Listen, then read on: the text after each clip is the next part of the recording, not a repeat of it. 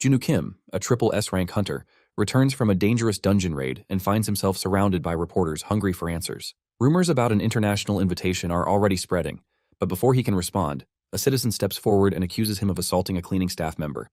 The media erupts with questions. The association rushes into emergency meetings. Kim, filled with rage, walks away, determined to crush anyone who stands in his way. On his way home, a truck suddenly rushes toward him. As soon as he gets out of the car, the traps activate. He tries to fight back, but anti-superpower devices shut him down. Despite all his strength, Kim is overpowered and shot. Instead of the end, it's a reset. His hidden skill karma activated. He wakes up 10 years in the past, gasping. His body ached all over as he muttered about the terrible dream and wondered how long he had been asleep. As he looked around, confusion clouded his face. The room was unfamiliar. It was tiny, barely larger than a pigsty. Certainly not his house. Even his bathroom was more spacious. It couldn't be Miss Lee's place either. She wouldn't let him inside even if the world was ending. He had no idea where he was. Suddenly, a translucent window appeared before his eyes. The system message read, "Death confirmed. Your death has successfully unlocked a hidden skill." Seeing this, Kim could only scoff in disbelief. Then he turned toward a mirror and froze. The reflection staring back at him was his younger self, Junu Kim, age 28. His face and body, everything, matched the man he was a decade ago. The system revealed more. The skill he had unlocked was called Karma, triggered by his death. It explained that the skill had sent him 10 years back in time and could not be deactivated at will. Realization hit him hard. It hadn't been a dream. He had actually died. Another system message appeared. With the activation of the new skill, he had been assigned a new career. Memories rushed back. At age 28, he had already achieved the rank of A-class hunter. He was ranked 22nd in the country and 525th in the world. If he had truly gone back 10 years, then he should have been on his way to becoming one of the top hunters, respected, admired, and full of potential. But the system had other plans. His new career was not that of a hunter, but a dungeon cleaner. Then came the real blow. The condition to deactivate Karma was revealed. He had to become the Secretary General of the International Superpower Association within 5 years.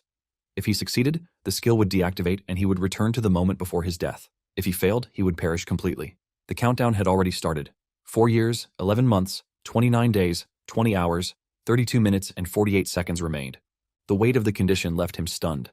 Becoming the Secretary General meant reaching the most powerful position in the world, greater even than the President of the United States. The association controlled all superpower organizations worldwide. He admitted to himself that the goal was out of reach. Even as the world's first SSS rank hunter, becoming the Secretary General in just 5 years seemed impossible. It wasn't about a lack of desire, it was simply beyond belief. Yet, the system was clear. His only path to life lay through this position. With no other option, he decided that becoming a hunter again was his best chance. With his previous skills, reaching SSS rank should be easy. But when he checked his skill panel, all his hunter abilities were locked. Frustrated, he cursed the karma system. Just then, a new notification appeared. He had acquired a skill. A glimmer of hope lit his eyes, until he read what it was. A passive skill named, "Get Cleaning, You Moron." His frustration deepened.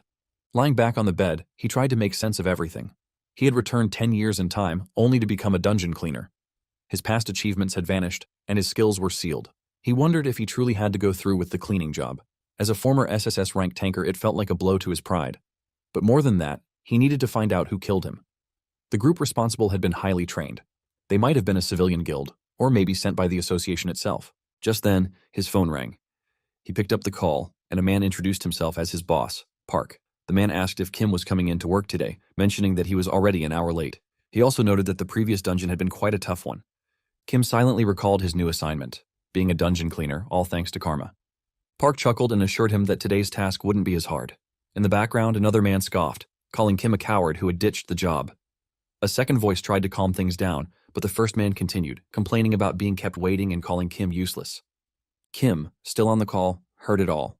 Anger simmered inside him. Even dungeon cleaners were looking down on him now. Park snapped at the others to be quiet, saying Kim must have had a good reason. He told Kim to take it easy today, but to give a heads up next time. Kim responded that he understood. Before ending the call, Park told him to save his number under the name Juntai Park. Hearing the name, Kim was momentarily surprised and asked him to repeat it. Park laughed, saying it wasn't easy to remember, and repeated his full name again. Then he told Kim to rest and let him know if he'd come in next week. But Kim, determined and without hesitation, said he was coming in now. Park, confused, asked again what he had said. Kim repeated firmly. He was coming in. Sitting inside the bus, Kim was lost in thought. He couldn't believe he had no wearable clothes and was even more shocked that there wasn't a Bentley waiting outside. Left with no choice, he had to take a cab but didn't have a single penny in his wallet. The once great Junwoo Kim, now forced to ride a bus. The situation was infuriating. He never imagined such a downfall in his past life. This shift also meant his relationships had changed. In this timeline, he had no confrontation with Juntae Park. For now, there was nothing between them. But if Park was responsible for his death, that would change everything. He needed an explanation. His death wasn't random. It was orchestrated. A superpower seizure device had been used to prevent him from using his abilities. The weapon that killed him wasn't ordinary. It was the Titan, a high-class firearm used to burn monsters. With its immense cost and advanced tech, a simple dungeon cleaner like Park couldn't possibly possess it. But Park's grudge against him might have led him to hire a professional. Park's son also had deep resentment toward Kim. All Kim did was give the boy a slight push, and they called it assault. Things could have been different if they had simply listened. The memory of a past encounter surfaced. In that moment, Park had pleaded with Kim to take something back. Kim hadn't recognized him at first. Park had introduced himself as the cleaning team leader and explained that he heard Kim had suggested a cut in the cleaning team. Park argued they were already short on staff and couldn't afford further reductions. But Kim made it clear that he merely made a suggestion. He had no authority in the matter. That decision belonged to the control team. Park insisted, saying everyone in the industry knew how influential Kim was. The association heavily depended on him, and reducing the cleaning staff probably wouldn't even affect him much. He begged Kim to reconsider the cutbacks. Kim recalled knowing that word about his suggestion would spread, but he didn't expect Park to confront him directly. Judging by Park's expression, he knew this conversation would drag on. Kim then used a metaphor, explaining how lizards cut off their tails to survive. It was painful and inefficient, but it was their only chance at survival, a true last resort. Park responded by saying they weren't the tail. Kim found it ironic. Everyone liked to believe they were important. But the association was facing a major financial crisis. There were talks of cutting top hunters' salaries. When Park accused him of pushing the cuts for his own benefit, Kim justified it by saying hunters protected the citizens and carried the real burden. As Kim turned to leave, he explained that working hard for nothing made no sense. Apologizing, he said they had no other option. Park, angry, shouted back, questioning Kim's conscience and reminding him of the effort cleaners put in. Kim dismissed cleaning as simple work and suggested they could always hire more people later. Park declared they took pride in their job. Kim agreed, saying they should have made cuts earlier. Now, they were paying the price. He believed Park would understand eventually. Park countered, reminding Kim that cleaners were citizens too, and pleaded for him to reconsider. Kim stepped closer and coldly explained that people like Park should be thankful. They didn't risk their lives like hunters did. Cleaners only cleaned up the mess and still earned money. Yet they kept demanding more. To Kim, they were parasites. Hearing this, Park's anger exploded. He grabbed Kim by the collar, demanding he repeat what he said. Kim responded by shoving Park, causing him to crash into a wall. Furious, Kim called Miss Lee and ordered her to deal with the parasite, reminding her he had warned her not to involve him in such matters. The scene shifted to the present. Kim had arrived at the site and recognized it immediately. A yellow-level dungeon, categorized among high-risk levels. Its boss was the Foxtrot Centipede. He had once conquered this dungeon at the age of 28. That confirmed it. He had truly traveled 10 years back. In the distance, Park spotted him and called out. Kim looked at him with a serious expression, identifying him immediately. Juntae Park, the dungeon cleaner. Kim looked at Park and noted how he appeared to be the same middle-aged man in a cheap, worn-out uniform, just as he remembered. He didn't look like someone capable of committing murder. Park pointed towards Kim, showing him to the others, and confidently stated that he knew Kim would show up. He believed in Kim's dependability from the moment they first met. One of the team members, Sang-hyuk Han, dismissed the praise, claiming Kim only came because he got caught trying to escape. Another member, Huijang Lim, remarked that Kim didn't do any work the last time, simply because he claimed he couldn't handle it.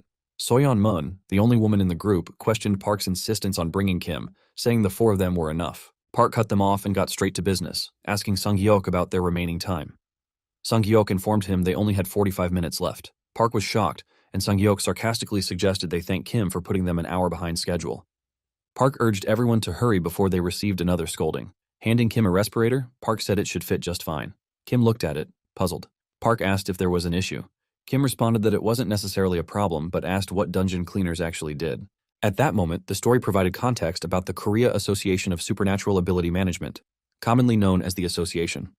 It was made up of 4 teams: the Command and Control Team, the Hunter Support Team, the Strategy and Operation Team, and the Dungeon Cleaning Team. The Command and Control Team monitored dungeon openings and collected relevant data. The Hunter Support Team was responsible for producing weaponry and items for the conquests. The Strategy and Operation Team handled combat and terminated monsters inside dungeons. The last was the Cleaning Team, which Kim had no prior knowledge about. As the team prepared to enter the dungeon, Kim observed their chatter and wondered why they were pretending to be so busy. Then, changing direction suddenly, he started moving elsewhere. Park called out, warning him he'd get into trouble for wandering off alone. Kim responded that he thought they were heading toward the boss's room. Park confirmed but pointed in the opposite direction, telling Kim to follow him. Kim pointed toward a different path, insisting it was the correct way. Sung-hyuk was confused and frustrated, asking what Kim was talking about. Soyeon told Kim to back out if he wasn't up for it. Huijang, growing impatient, said they didn't have time for this and should ignore Kim. Sung-hyuk handed Kim a dungeon map provided by the control team and told him to look at it and locate the boss's room.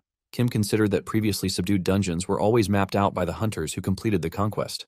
Since the map was from the control team, it should be error-free. Yet after reviewing it, Kim declared the map was incorrect and pointed in the direction he believed was accurate. He criticized the control team for failing to do their job properly. Sung-hyuk whispered to Park, asking if Kim was high. Park asked Kim what made him so sure. Kim started to explain but stopped himself, realizing no one would believe him anyway.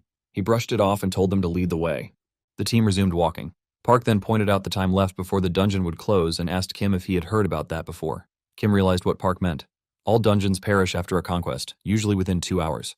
Hunters didn't worry about this since they left once the mission ended. However, it was important for the cleaning team, whose work began only after the conquest. Kim still didn't understand the need to clean a dungeon that was going to disappear anyway. Park laughed and explained that a subdued dungeon didn't simply vanish. It entered a resting phase until a new monster eventually took over. Kim acknowledged this. Park elaborated that if a dungeon reopened, filled with monster carcasses, it would be dangerous. Hunters could lose their way during the conquest, and the gas from decomposing monsters could be fatal to humans. The more carcasses there were, the higher the risk. That was why the cleaning team's role was crucial. Their job was to make sure hunters could focus entirely on the conquest. Without the cleaners, the hunters themselves wouldn't be able to function safely. Their duties included cleaning monster remains, removing byproducts, and ensuring no trace of previous hunter activity remained. On rare occasions, rescuing stranded hunters could also fall under their responsibilities, though such situations hadn't occurred before. Kim immediately dismissed the thought. In his entire life, he had never heard of a cleaner rescuing a hunter, but maybe these people weren't just wasting time after all. Soon they reached a large gate. Sung-hyuk announced that, according to the map, this should be the boss's room. Moving ahead confidently, he pushed open the gate, only to freeze in surprise. It wasn't the boss room after all. Kim couldn't help but point it out. He had been right the whole time. Even Huijang had to admit it. The group gathered to reassess the situation. Sung-hyuk turned to Park, suggesting they should call it a day since there was nothing they could do here. Park asked how much time was left. Sung-hyuk checked and replied, 22 minutes. Park believed it was enough time and looked to the team for their thoughts. Sung-hyuk agreed it was worth a shot. Soyeon noted that the decision was unanimous. They decided to keep moving. Kim, still confused, asked what Park meant by enough time. Park smiled and clarified, enough time to get back to work. At the very least, they needed to finish what they had started. Kim was shocked. With only 22 minutes left, he reminded them that once the dungeon closed, the earliest it could reopen was a week. In the worst-case scenario, it might take an entire year. Park responded with a casual smile, saying they could just chill inside if that happened. It was no big deal. Kim knew what that meant. Being trapped inside a dungeon for a whole year was a death sentence. He couldn't believe what he was hearing. Risking their lives for a cleaning job? It was insane. But Park remained unfazed. He told Kim to say something he didn't already know and urged everyone to get moving. As the others marched forward, Sung-hyuk looked back and told Kim he was free to leave. No one had expected much from him anyway. One by one, everyone left Kim behind. Standing alone, Kim reflected on his past. 15 years as a hunter. Not a single failed conquest. The first to achieve SSS rank worldwide. The first to earn the title of #1. No one had ever looked down on his dungeon record. Yet now, he was being judged by a group of low-level cleaners. A laugh escaped him. Then he called out to the group, mentioning a narrow path from this room. Sung-hyuk scoffed, assuming Kim was making things up again. But Kim snapped back, shouting at him to shut up and listen. The boss's room was only 500 meters away. If they took the shortcut, they could reach it in 8 minutes, maybe even 5 if they ran. His words shocked everyone. This time, Kim took charge. He declared that he would lead. Anyone who had complaints was free to walk away. With that, he dashed ahead, and soon, the others followed him. Eventually, Kim stopped in front of another gate. When they entered, they were stunned. Inside lay the corpse of a massive boss monster, the foxtrot centipede. It towered over 10 meters in size. Sung-hyuk admitted that Kim had been right again. This was indeed the boss's room. Looking at the scene, Kim analyzed the situation. The battle must have been intense. At least 5 or 6 hunters likely lost their lives. Surprisingly, they had managed to strike its vital spot, the creature's dented forehead above its enormous jaw. Sung-hyuk announced there was no time to waste and urged everyone to begin dismantling the monster. But Kim stepped in, trying to stop him. Sung-hyuk didn't understand and demanded to know what Kim was doing. He assumed Kim was trying to get back at him for earlier insults. Before the argument could continue, the supposedly dead boss monster suddenly began to move. Everyone froze in disbelief. It was still alive. The subjugated boss had somehow come back to life. Kim's eyes widened. There was no doubt now, this was a serious problem. Kim looked at the monster and realized that without his skills, he had no chance of defeating it. But before he could do anything, the monster suddenly collapsed to the ground. Kim figured it must have been rigor mortis and blamed the strategy and operation team for slacking off on their job. Just then, Huijang approached and assumed it was Kim's first time seeing a boss monster. He told Kim to step back, thinking he had frozen in fear. Kim, offended, questioned him, but Huijang insisted on handling it. Kim grew angry, wondering if Huijang was shutting him down on purpose. Without a word, Kim snatched the knife from Huijang's hand, called it ridiculous, and confidently walked toward the dead monster. The others asked what Kim thought he was doing. Kim reminded them they said they were dismantling and told them to watch and learn. He explained precisely how the knife only fit into the 3rd, 6th, and 12th points on the monster's outer shell and wouldn't go in anywhere else. He warned them about the live nerves and told them not to be scared of the wriggling while dismantling. Everyone was shocked watching Kim work. Kim asked if they planned to just stand there and watch. Park snapped out of it and called everyone to get to work. Kim continued guiding them, explaining how to push the knife in first before sliding it up, warning them not to stab aimlessly. He told them to avoid touching the tail since many hunters had died from its poison, and warned that although the blood wasn't poisonous, it was extremely sticky. Sang-hyuk turned to Park and asked if he had shown Kim the control team's file to boost his ego. Park denied it. Sang-hyuk found it hard to believe a rookie cleaner could be this skilled. Park insisted the file didn't even contain that level of detail. Confused, Sang-hyuk wondered where Kim could have gotten all that information. At that moment, a system notification informed Kim that he had unlocked a new passive skill, OCD. With that, the dismantling was completed. Kim felt an unexpected wave of satisfaction but quickly questioned why he was feeling that way. Park, visibly impressed, praised Kim and asked if it really was his first time. Sang-hyuk admitted Kim wasn't bad for a rookie. Soyeon pointed out that Kim had done all the work alone. Kim, however, dismissed the task as just cleaning. Nothing big. Park joked to Sang-hyuk that they had a promising cleaner among them and that he better stay sharp. Sang-hyuk brushed off the remark, clearly annoyed. Sang-hyuk then checked his watch and urged everyone to move out, stating they only had 5 minutes left. The group started walking away. Park, still impressed, mentioned how things worked out better than expected, all thanks to Kim. But then Kim's foot got stuck. Looking down, he noticed his boot covered in blood and thought it must have leaked from a hole in one of the sacks. Sang-hyuk teased him for stepping in the blood. Kim told him to stop making a fuss and asked for some space. In his mind, Kim realized this creature's blood was more than just adhesive. He remembered even during his hunter days, he couldn't escape it. But now, with his skill, it should melt under high heat. Kim attempted to use his Hellfire skill, only to be informed by the system that it was currently locked. Realizing the situation, he muttered to himself that he was screwed. Seeing this, Park turned to Huijang and asked if he had brought ropes. Huijang quickly tied a rope around Kim's waist, and the group began pulling together. Despite their efforts, Kim didn't budge. Park asked for the remaining time. Sang-hyuk informed him they had just 1 minute left.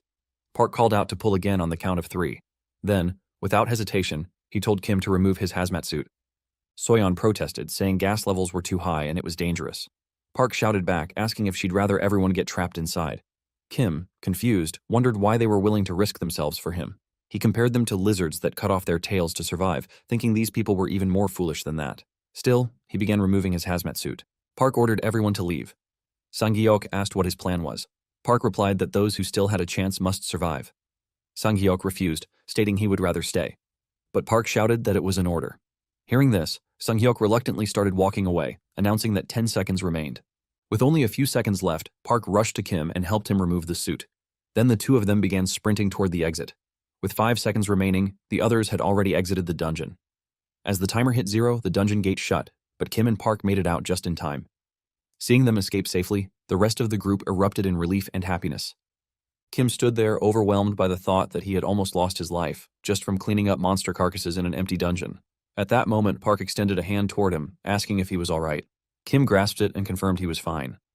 Park expressed relief, saying the gas levels weren't as dangerous as expected, and apologized for such a harsh experience on Kim's very first cleanup task.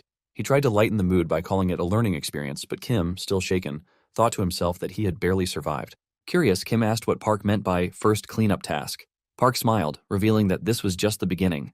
When Kim asked how many more cleanups were left, Park simply raised his hand with a grin. Seeing this, Kim's face dropped in disbelief. The narration then explained the harsh reality of their work. There were 8 strategy and operation teams in Seoul alone, and across Korea, a massive 96 teams in total. Including freelance hunters not officially registered, The nation had about 11,300 hunters. In contrast, there were only 5 cleaning teams in the entire country, totaling just 25 cleaners. This meant each team had to clean an average of 3.3 dungeons daily, and on unlucky days, up to 5. Today was clearly one of those unlucky days. Later, Park gathered everyone and suggested going for drinks to end the long day. They all stepped outside a bar. Park invited Kim to join them, saying he deserved a drink and even told him to pick the menu. But Kim refused, surprising the group. He reminded himself not to get too friendly with them, but then reconsidered. Food was food after all. He changed his mind and requested steak. Park, laughing, assured him he wouldn't be forced to drink. Still, Kim decided to leave and walked away. As he did, Soyeon thanked him for his hard work and said she'd see him tomorrow. That night, lying on his bed at home, Kim reflected on the day. He was certain Park couldn't have been the one who hired an assassin to kill him in his past life. Park was far too soft-hearted for that. So who could it be? He thought of possible enemies. Kwon Mo-young, a rookie he used to bully. Yoo-jin Min, his ex-girlfriend with whom he often fought. And Dong-hui Hwang from the control team, whom he had rough encounters with. The list of grudges seemed endless, and he realized that his killer might not even exist in this life. For proper revenge, he needed to deactivate the karma system and return to his past life. But to do that, he had to become the Secretary General of the International Superpower Association. If only he had his past skills, he could easily become a hunter or join the control team again. Suddenly, Kim remembered something and opened his system. He hadn't checked the requirements to unlock new skills. He read them and laughed bitterly. The first condition was that the average salary of dungeon cleaners had to exceed $46,000. The second required that job competition among cleaners exceed a ratio of 30:1. Furious, Kim realized every single requirement was centered around being a cleaner. The system demanded full commitment to this role. He angrily threw a bottle across his room. But then, looking at the mess around him, his OCD skill activated. Compelled by the urge, Kim began cleaning his room and then the entire house. After finishing, exhausted, he muttered for a break. At that moment, the system notified him. A requirement to unlock a skill had been met. The message confirmed it, show up at work, and declared that a new skill had been unlocked. Hyper Boost. A full week had passed, with Kim commuting by bus every morning. This meant he had now worked as a dungeon cleaner for 7 days. During that time, he had cleaned 25 dungeons, used up 6 bottles of disinfectant, and disassembled over 30 monsters. Yet, despite all that, he wondered how many skills he had actually unlocked. The system highlighted the Hyper Boost skill. It significantly increased the user's movement speed during battle.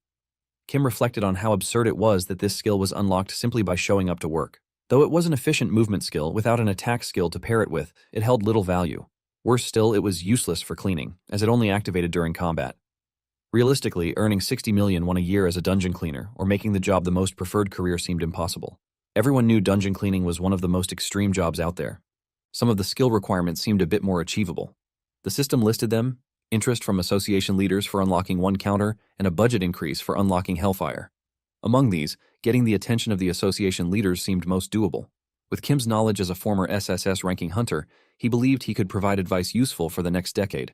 That would surely catch their attention. However, he doubted they would believe him so easily. For a moment, he thought about reaching out to his former teammates to gain their trust.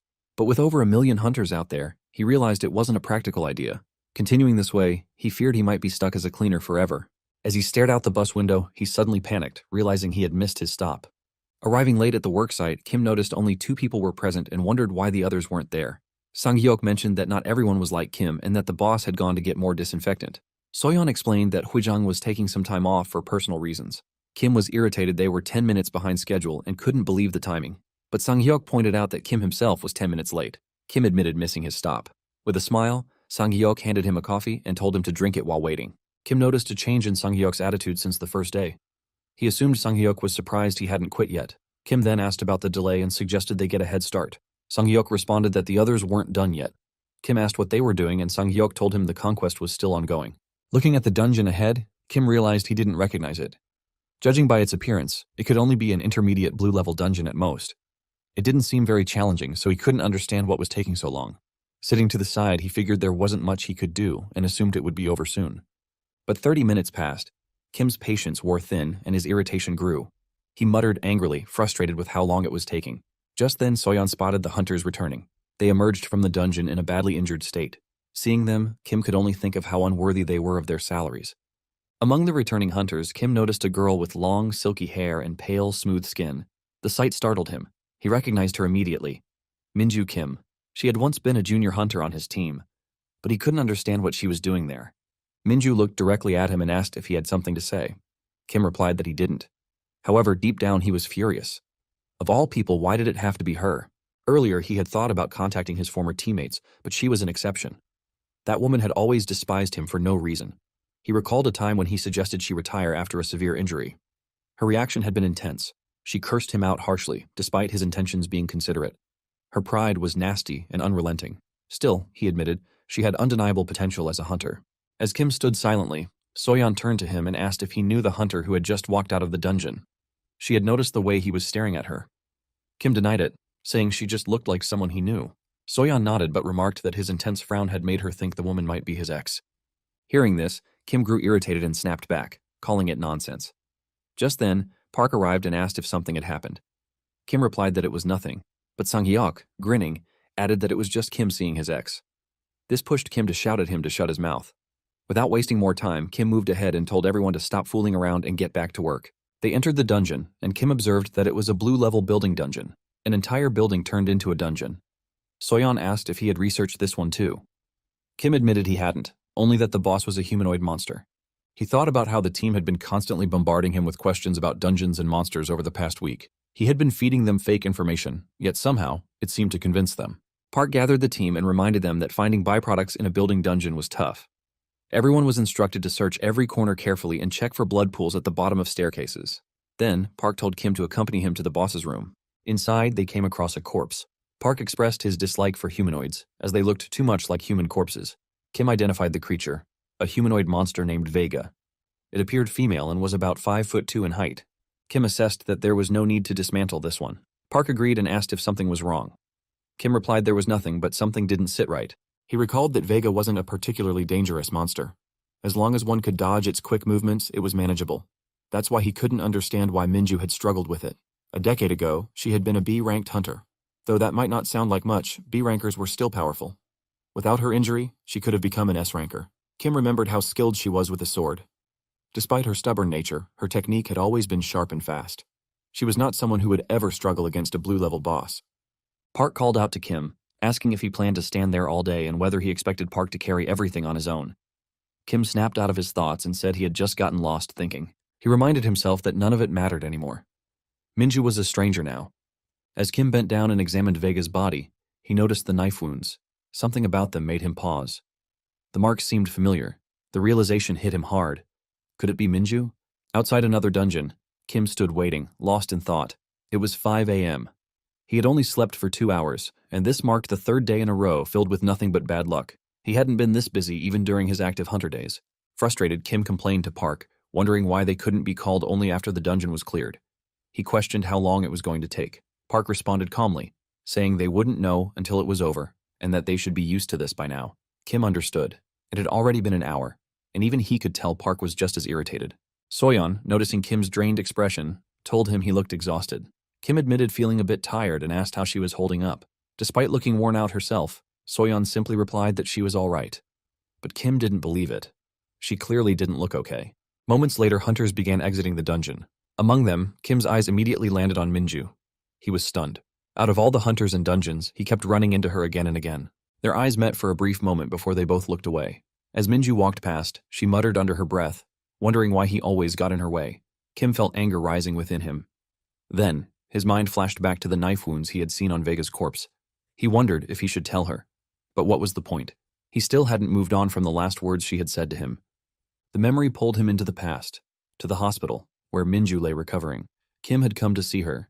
She was surprised to see him and greeted him. He asked about her condition. She responded that it hadn't been long since the surgery, so she wasn't sure yet. Kim scolded her for neglecting her health. He reminded her how he had told her to strengthen her left grip and blamed her overconfidence for the injury. Minju replied that he could have told her sooner. Kim didn't appreciate her tone and clarified he wasn't being spiteful, only concerned. He told her plainly she wouldn't last as a hunter with that injury. Handing her a retirement letter, Kim urged her to quit. Minju was shocked and asked what he meant. He told her that everyone in the association agreed. She shouldn't push herself any further and risk making things worse. Minju protested, insisting she could still manage and that it wasn't a big deal. She reminded him why she needed to remain a hunter. But Kim dismissed her claims, saying she'd only drag the team down. The decision had already been made. He accused her of hiding her pain and making things worse. When she asked him to speak clearly, he snapped back, confirming he wasn't inconsiderate.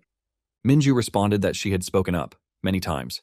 She had told him she needed to get checked, but he had brushed it off, saying others were sick too and she should continue working. Kim fired back, accusing her of acting like she was the only one in pain. Minju yelled that she had kept her injuries hidden because of him, and now he wanted her to quit. Kim shouted back, calling it nonsense and denying the blame. He reminded her that he wasn't the one who damaged her shoulder. She should have taken care of herself. What kind of fool ignored their injuries just because they were told to?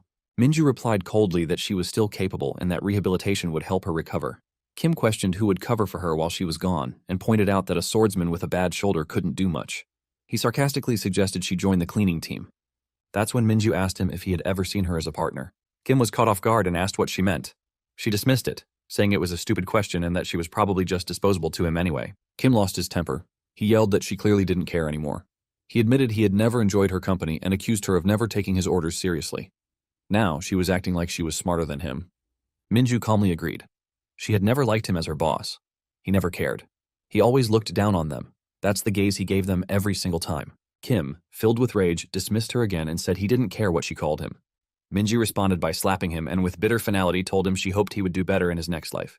She called him a son of a bitch before walking away.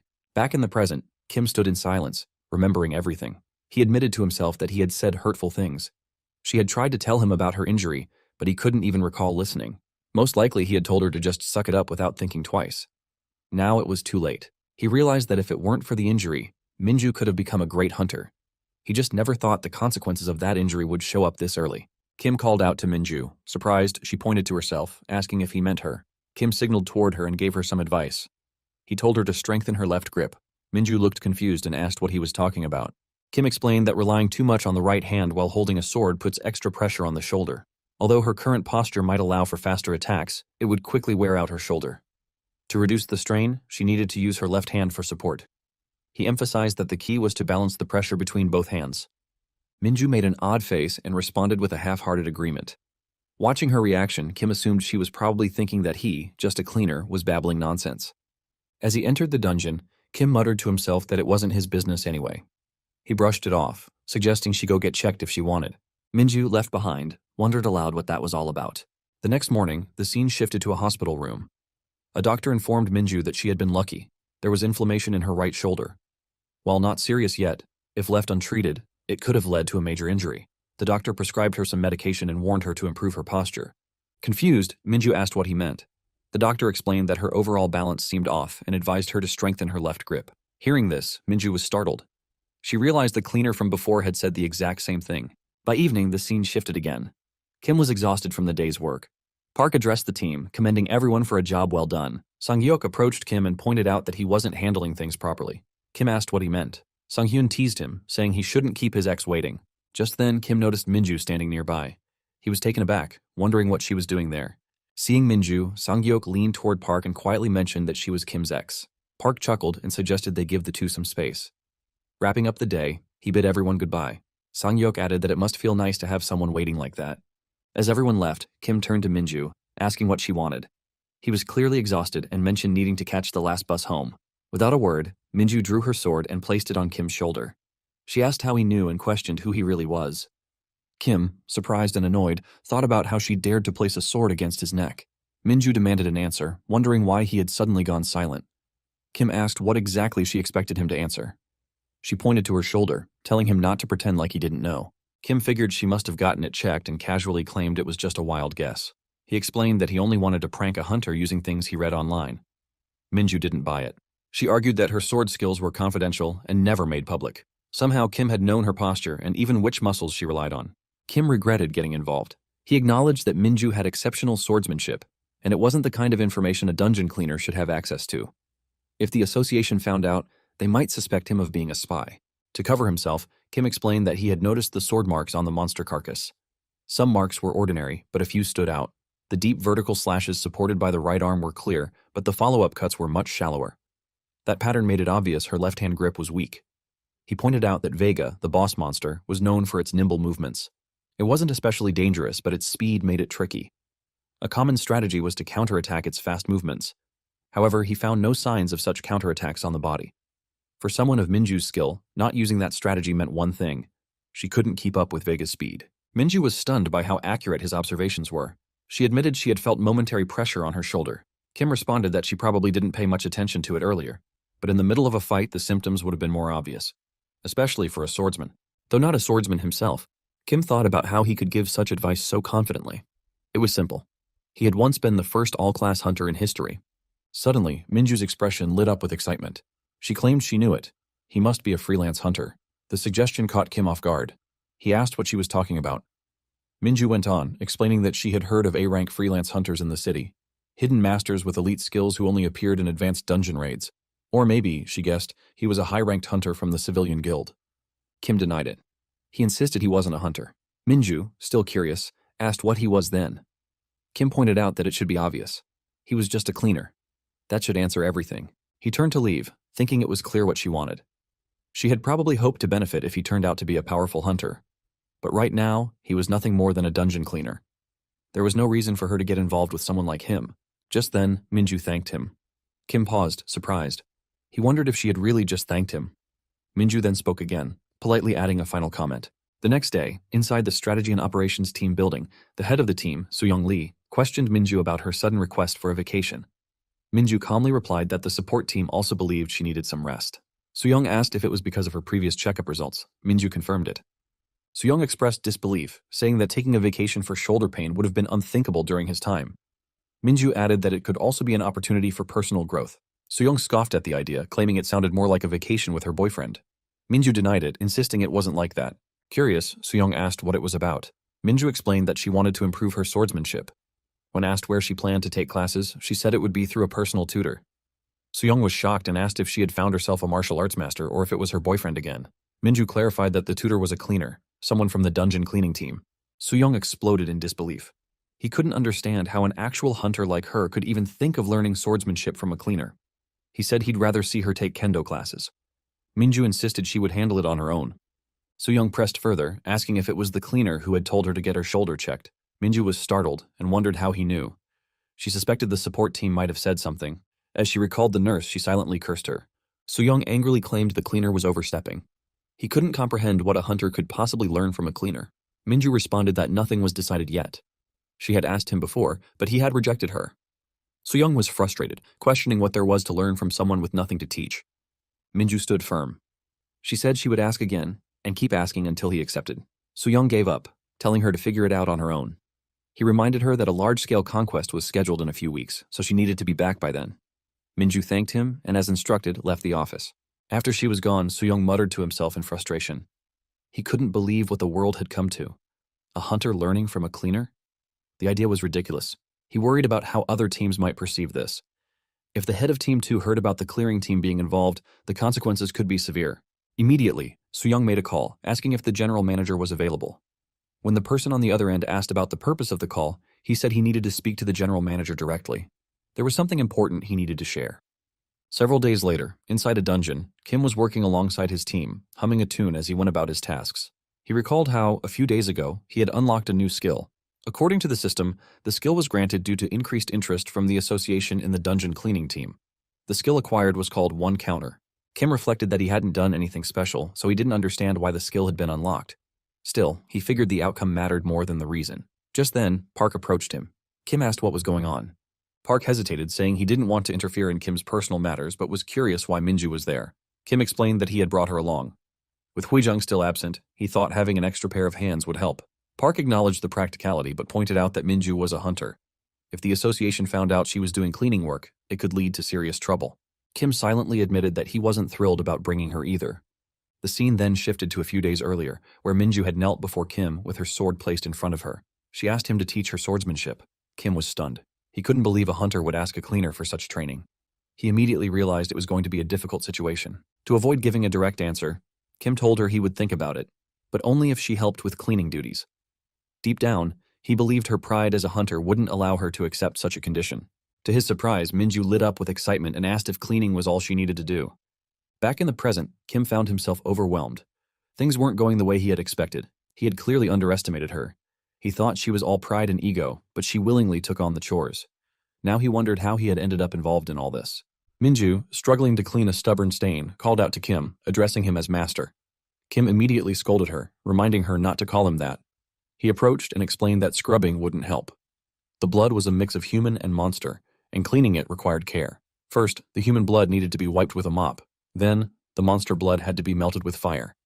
Minju understood and nodded. Kim took out his dagger and pointed to another sticky spot, explaining it was monster flesh. Using chemicals would be wasteful, so a dagger was better for removal. He advised collecting the byproducts on one side and cleaning the blade after every use, as monster blood could corrode it. Demonstrating the process, he swiftly cleaned the area with skill and precision. Minju was left surprised by how thorough and efficient he was. Kim noticed her reaction and teased her, saying it didn't seem like a task fit for a hunter. But Minju admitted she had underestimated how complex cleaning could be. Just then, Park approached and joked that Kim had become a professional cleaner. Kim laughed it off but silently reflected on his own pride. Once an SSS-ranked hunter, he now felt oddly satisfied about being praised as a cleaner. Park turned to Minju, complimenting her for doing great work for a first-timer. Soyeon, standing off to the side, quietly observed the group's cheerful dynamic without saying anything. A short while later, Minju announced that she had finished her zone and asked if there was more to do. Soyeon suggested she join her in another area, asking Park for permission. Park warned that the next zone would have a lot of carcasses to clean, questioning if they could handle it alone. Soyeon replied with enthusiasm, saying it was rare to work with a hunter. Minju agreed, and the two headed off together. As they left, Sang-hyuk turned to Kim and said he was betting on the hunter. Kim agreed with a smirk. On the way to the new zone, Soyeon found herself unsure of what to say. She had brought Minju along, but now felt awkward. Still, she couldn't help herself. Minju noticed Soyeon looked tired and asked if she was all right. Soyeon insisted she was fine, though Minju pointed out that it didn't seem like it. Soyeon admitted with a smile that she hadn't gotten much sleep in days. Minju asked if something had happened, then expressed her curiosity about Soyeon's story, since it was her first time talking to a hunter so openly. Soyeon said there wasn't much to tell, and mentioned that she simply followed her father's footsteps into hunting. Minju was surprised to hear her father was also a hunter and asked if they worked together. Soyeon explained that he had been fired due to a shoulder injury. His superior accused him of faking it, and his partners distanced themselves, not wanting to deal with the trouble. He endured it all, but his health only got worse. Soyeon was shocked and questioned how anyone could treat a partner that way. But Minju corrected her. There were no real partners in the association, only superiors and juniors. Her father had been a B-rank hunter until he was fired. No one cared about a constant B-ranker. To the association, he was disposable. That was the reality. Power and rank ruled everything. The strong were obeyed, and the weak were used. If they treated hunters like that, she didn't even want to imagine how they treated cleaners. But she stopped herself mid-thought. Silence fell between them for a while. Then Minju suddenly said that Soyeon had feelings for Kim. Soyeon blushed and asked if it was that obvious. Minju smiled and confirmed it was. Soyeon then opened up, admitting that Kim was good at what he did and responsible. He had slacked off the first day and arrived late on the second, so she hadn't expected much from him. But over time, he started working harder than anyone else. He had deep knowledge of dungeons and monsters, often knowing more than the control team's materials. Some of the information he shared wasn't even documented, and with that, a new layer of understanding settled between the two women, bridging the gap between hunter and cleaner. As Minju observed Kim, her thoughts echoed with certainty. This man wasn't just an ordinary cleaner. He had identified her physical condition by examining knife wounds on a subdued monster carcass. With knowledge of dungeons and monsters exceeding even the control teams, he was the true master she needed to become stronger. Minju then reassured Soyeon that she had no romantic feelings for Kim. Soyeon raised an eyebrow, questioning why Minju came to see him every day. Minju explained that the association looked down on the weak and submitted to the strong, which infuriated her. That anger had driven her to seek change. To achieve strength, she needed the master's guidance. Soyeon, slightly amused, asked if that meant Minju wasn't Kim's ex after all. Minju responded with confusion. Before the conversation could go further, they returned to their teammates. Seeing Minju and Soyeon chatting so comfortably, Kim wondered when the two had become so close. Park gathered everyone and gave them a warning. The monster they were dealing with today was venomous. While he trusted the team's capability, he urged them to be extremely cautious and avoid direct contact at all costs. Park noticed something off about Soyeon and asked her if she was all right. Soyeon replied that the suit felt uncomfortable and the respirator was making it hard to breathe. Still, she brushed it off as a minor issue. Sang-hyuk, hearing that, brought up the condition of their gear. He questioned whether Park had tried to get a better budget from the association, pointing out that better equipment meant better safety. Park, clearly frustrated, said he had tried, but the association claimed there were no funds. Sang-hyuk wasn't surprised, complaining about the heavy workload and poor compensation. Despite the complaints, Park decided it was time to get started. He opened the gate, reminding everyone again not to touch the monster directly and to handle their equipment with care. The team entered the dungeon. As they stepped inside, Kim analyzed the monster silently. It was a boss type, known as Maximum Slime. Though it appeared to be an ordinary slime, it carried deadly poison and a foul stench. Prolonged exposure would lead to intoxication, and with only a 5-minute survival window inside the dungeon, extra caution was crucial today. Park checked in with Kim and Sang-hyuk, asking if everything was all right. Both replied in unison that they were ready. Then Park turned to Soyeon to ask the same. But she didn't respond. Concerned, Park reached out to check on her. Suddenly, Soyeon collapsed, falling to the ground without warning. Park rushed to Soyeon, lifting her limp body, urging her to get up. Sang-hyuk quickly pointed out that her face had turned pale. Her respirator seemed to be malfunctioning, and her protective suit was torn. Park immediately ordered the team to evacuate her and contact the support team. Kim blamed himself silently. He should have warned her earlier.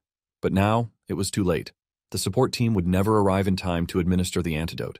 Once infected by Maximum Slime's toxin, only excruciating pain and inevitable death followed. Realizing the urgency, Kim turned to Minju and told her to draw her sword. Minju was taken aback and asked what he was planning. Both Park and Sang-hyuk shouted at Kim, confused by his actions. Kim insisted there was no time to waste. All they needed was a small cut. Minju, hesitant and unwilling, said she couldn't hurt Soyeon, hoping for another way. Kim clarified. He meant himself, not Soyeon. Park pleaded with him, emphasizing Soyeon's critical state. But Kim stayed firm, urging Minju to hurry. Reluctantly, Minju agreed, still unsure of his intentions. She summoned her sword and began activating her skill. Before Kim could stop her, she slashed across his abdomen. Kim winced in pain, thinking how she never listens when it matters. Blood spilled onto the ground as he struggled to remain focused. The pain was intense, but he pushed through. Kim declared he would take Soyeon to the support team himself. Park was shocked. With Kim injured and the nearest team 30 minutes away, it sounded impossible. But without waiting, Kim activated his hyperboost skill, grabbed Soyeon, and launched himself forward. With only 3 minutes left, he raced against time. Moments later, the scene shifted to a hospital. Park, overwhelmed with emotion, thanked the doctor with tears in his eyes. The doctor confirmed it had been a close call. Had she arrived a moment later, she wouldn't have survived. Thankfully, she would recover in a few days. Park once again expressed his gratitude. Meanwhile, the doctor turned to Kim and reminded him to visit the discharging office to pay for his stitches. Kim, visibly annoyed, silently fumed about being charged for just a couple of sutures. Sometime later, Soyeon regained consciousness. Park scolded her, saying everyone had been worried sick. She should have informed them if she wasn't feeling well. Sang-hyuk, furious, vented his anger. It was all because of their faulty worn-out gear. Park tried to calm him, reminding him to watch his language in public. But Sang-hyuk was livid. He shouted in frustration about being expected to work in gear that failed to protect them. While hunters received seasonal gear upgrades, they were left with nothing. He quickly added that he wasn't blaming the hunters specifically. Soyeon, trying to ease the tension, said it was fine. Park advised her to rest and assured her he'd try to get the medical bills cleared as an occupational accident. Soyeon asked if the claim would be approved. Park responded with confidence. It was clearly a work-related injury, so she had nothing to worry about. As the conversation in the hospital settled down, Kim quietly turned to leave. Soyeon called out, asking where he was going. Without looking back, Kim simply replied that he was going for a walk. While walking away, Kim reflected on the recent events. Soyeon's injury, caused by outdated equipment, had unexpectedly opened up a valuable opportunity. With the incident fresh and the team's frustration evident, this was the perfect time to push for budget expansion. The association wouldn't risk damaging its reputation by denying it. If everything went according to plan, he would unlock 2 more skills and soon say goodbye to the cleaning team. Back inside, Soyeon expressed concern to Park, noting that Kim didn't seem to be in a good mood. Park agreed, guessing he was furious. Soyeon wondered if it was because she had caused too much trouble. But Park reassured her that wasn't the reason. She was injured, and Kim, despite his seemingly short temper, cared deeply for his partners. Park recognized someone loyal when he saw one. Soyeon reflected on Kim's selfless act. He had put his own body on the line to protect his teammate. She realized he was a natural leader. Sang-hyuk then raised a suspicion. He asked if anyone else found Kim a little fishy. Soyeon, confused, asked why. Sang-hyuk reminded her that Kim had saved her life using a skill. Shocked, Soyeon hadn't realized that before. Sang-hyuk emphasized how absurd it was for someone from the cleaning team to use a skill. Even though he hadn't been on the job long, this seemed highly unusual. Soyeon, now stunned, whispered that she hadn't even thanked Kim yet. Meanwhile, Park turned to Minju and asked her opinion about Kim. Minju admitted that Kim seemed like a good person, but not her type. Park clarified. He meant Kim as a hunter. Minju looked a bit embarrassed at the question. Park explained that Kim was far too skilled to be working as a cleaner. His knowledge of dungeon tactics and monsters exceeded that of most hunters. Minju then asked if Park was suggesting a transfer to the strategy and operations team. Park admitted it was a bold idea, but one that might be in Kim's best interest. Minju agreed. Kim was clearly more capable than many hunters in terms of both skill and experience. However, the issue remained. He was part of the cleaning team. Hearing this, Sang-hyuk flared up in anger. He accused Minju of looking down on cleaners. But Minju quickly corrected him. It wasn't an insult. In fact, it was the opposite. As a B-class hunter, she couldn't even gauge Kim's full capabilities. That could only mean one thing. Kim was fully aware of his own strength, yet he deliberately chose the cleaning team over a higher-ranking department. This left everyone stunned. Park slowly realized the truth. Kim was staying on the cleaning team because he wanted to. Minju confirmed it. It was the only explanation that made sense. Park then wondered why Kim would choose to do such dirty work. Minju offered her guess. Kim was highly skilled but had no interest in climbing the corporate ladder. He valued camaraderie over hierarchy. Everyone was caught off guard by this revelation. Park decided to drop the matter entirely out of respect. Sung-hyuk, overwhelmed, muttered that he never realized Kim cared that much about them. Then a sudden thought hit him. If Kim cared so much about his partners, was it possible he had gone to the association himself to take Soyeon's matter into his own hands? Minju was taken aback by the idea, but the more she thought about it, the more it made sense. Kim was the type to go above and beyond. At that very moment, the scene shifted to the Seoul headquarters. Kim stood confidently inside the building, facing the head of the Korea Association of Supernatural Ability Management, Min Cheol-soo. The head asked who he was. Without hesitation, Kim replied that he was a cleaner. At the Seoul headquarters, Kim meets Min Cheol-soo, the head of the Korea Association of Supernatural Ability Management. Min Cheol expresses surprise that Kim is requesting a budget raise for the cleaning team. Kim firmly confirms this. The narration then reveals that Min Cheol-soo, the topmost figure at Seoul headquarters, took his post exactly a year ago. Since then, his followers had been strategically placed in important positions across the association, establishing a deeper influence than anyone had anticipated. Min Cheol brushes off the request, stating that budget matters fall under the management team's jurisdiction. But Kim challenges that logic, questioning what kind of hunter focuses on weaker monsters during a conquest when subjugating the boss could end it more effectively. Min Cheol then asks if Kim is a hunter, to which Kim calmly replies that he's just a cleaner. Min Cheol becomes visibly annoyed. A mere staff member, someone who isn't even a team leader, was standing before the general manager demanding a budget raise. Kim acknowledges that directly. Min Cheol scoffs, claiming youngsters wouldn't understand such matters and questions why a cleaning team with minimal expenses would need more funding. Kim counters, explaining that the problem lies exactly there. The budget is even less than the small amount they require. Finding the situation amusing, Min Cheol mocks Kim's courage, attributing it to ignorance. But Kim doesn't waver. He explains that a recent accident occurred due to outdated equipment. The team had no choice but to proceed with the old gear. As a result, a protective suit tore, the respirator malfunctioned, and a team member was exposed to monster toxins. Surprised, Min Cheol notes he never received a report about such an incident. Kim clarifies that it had just happened. Meanwhile, Min Cheol silently wonders what gave this kid the confidence to speak so boldly. Kim admits that while he understands the reluctance to spend on the cleaning team, accidents like this shouldn't happen at all. But Min Cheol coldly says that headquarters simply doesn't have the funds. Kim echoes his words in disbelief. Min Cheol adds that Kim likely knows nothing about how the association operates, especially since he seems like a newcomer. Smiling, Kim disagrees. He points out that Min Cheol was the one who pulled the strings on this year's budget. He reveals that the budget assigned to the Superpower Management Department likely totals millions of dollars, and that 70% of it had gone to the strategy and operation team. Min Cheol, now suspicious, demands to know how Kim knows all this. Kim continues, stating that the team won't be able to use up all that budget this year. Most of it would end up funding year-end celebratory conquests and union raids. He suggests that it would be better to divert some of those funds to the teams that truly need it. When Min Cheol demands to know who Kim really is, Kim simply repeats that he's a cleaner. Then he adds a reminder. Min Cheol had only been in office for 2 months. He should be cautious if he wants to keep that hard-earned seat. The cleaning team already had a reputation for being mistreated. If it were to come out that a team member had been injured due to lack of proper equipment, the backlash could be severe. Min Cheol accuses Kim of blackmail, but Kim calmly denies it. He insists he's only offering a suggestion. Curious, Min Cheol asks how much of a raise Kim is seeking. Kim replies that the amount doesn't matter. It's up to him. In his thoughts, Kim reflects that the system only required a budget increase to unlock the next skill. The actual amount was irrelevant, as long as the condition was met. As Kim prepares to leave, he states that the conversation seems to be over. But before he exits, Min Cheol suddenly asks if he knows Hunter Minju. Kim, surprised, asks why he's bringing her up. Min Cheol smirks, saying he'll respond about the budget expansion after a review, and dismisses Kim. As Kim walks away, he wonders why Min Cheol mentioned Minju out of the blue. The scene then transitions to Min Cheol making a call to Soo-young. He reports that a cleaner had just stopped by to speak with him. Min Cheol suspects this person might be the same kid Soo-young once mentioned, the one Minju Kim was learning swordsmanship from. On the call, Soo-young is stunned.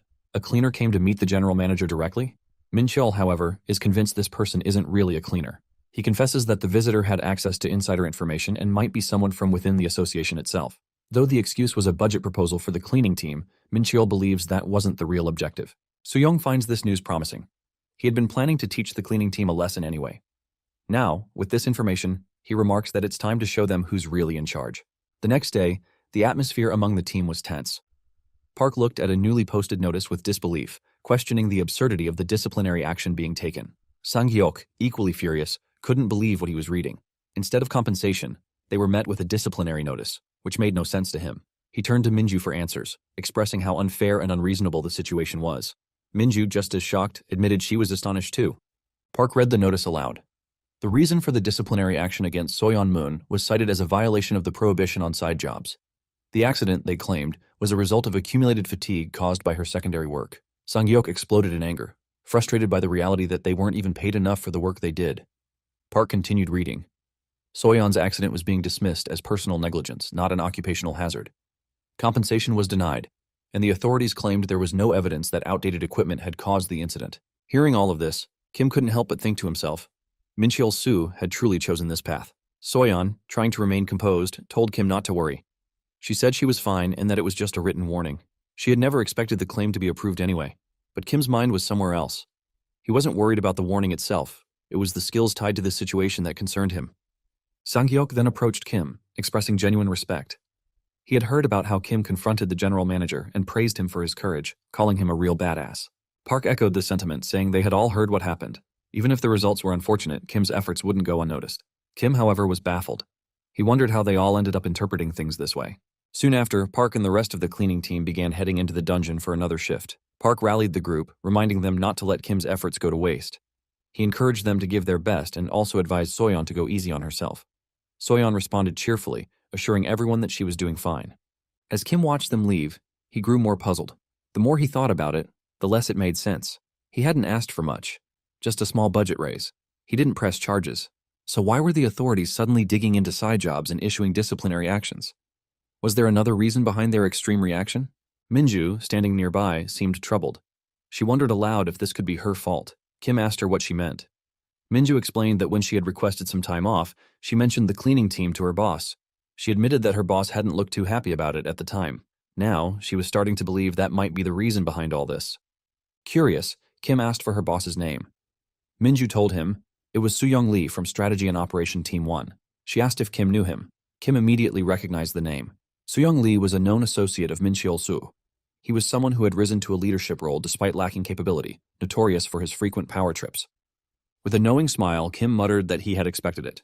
Without wasting time, he informed Park that he was taking the day off. The scene then shifted to Samsung Station in Seocho-gu, Seoul. Suddenly, a dungeon emerged in the middle of the city. Amid the chaos, Kim appeared at the scene, a smirk on his face. He looked ahead confidently, thinking to himself that it was finally time to show off his skills. As the dungeon unfolded near Samsung Station, Kim suddenly found himself surrounded by a swarm of monsters. Without hesitation, he activated one of his skills. The system notified him of a significant speed boost during combat. Utilizing his Hyper Boost skill, Kim swiftly eliminated every monster in sight, clearing them all in a single strike. Reflecting on his actions, Kim acknowledged that what he was doing was an uncivil subjugation. Freelance hunters often attempted such secret dungeon takeovers without the association's approval, aiming only for monetary gain. It had been so long since his last attempt that he found it difficult to control his own strength. Despite the high risks, tight time constraints, and limited intel, none of it mattered to him. There were only 15 minutes left before the strategy and operation team would arrive. He aimed to wrap everything up within 10. As a top-class hunter, that would have been easy, back when he had all the necessary skills. But now, lacking any defense abilities, even a single hit could prove fatal. The only reason he was able to move this quickly was because he had already been through this dungeon once before. With that, Kim hurled his weapon straight at the boss monster. At the same time, he activated his acquired skill, which amplified damage by 3,000% when hitting weak spots. A powerful blast followed, and the boss was obliterated instantly. Sitting down afterward, Kim quietly noted the day's achievements: the metallic boar, the junior succubus, the ghost, and the dimensional monster. That made 4 dungeons subdued in just one day. He thought about how a single hunter from the strategy and operation team usually managed to handle 3 or 4 dungeons per week. His own feat wasn't bad in comparison. Though the profits wouldn't be impressive since these were all low-level dungeons, it was still a solid outcome.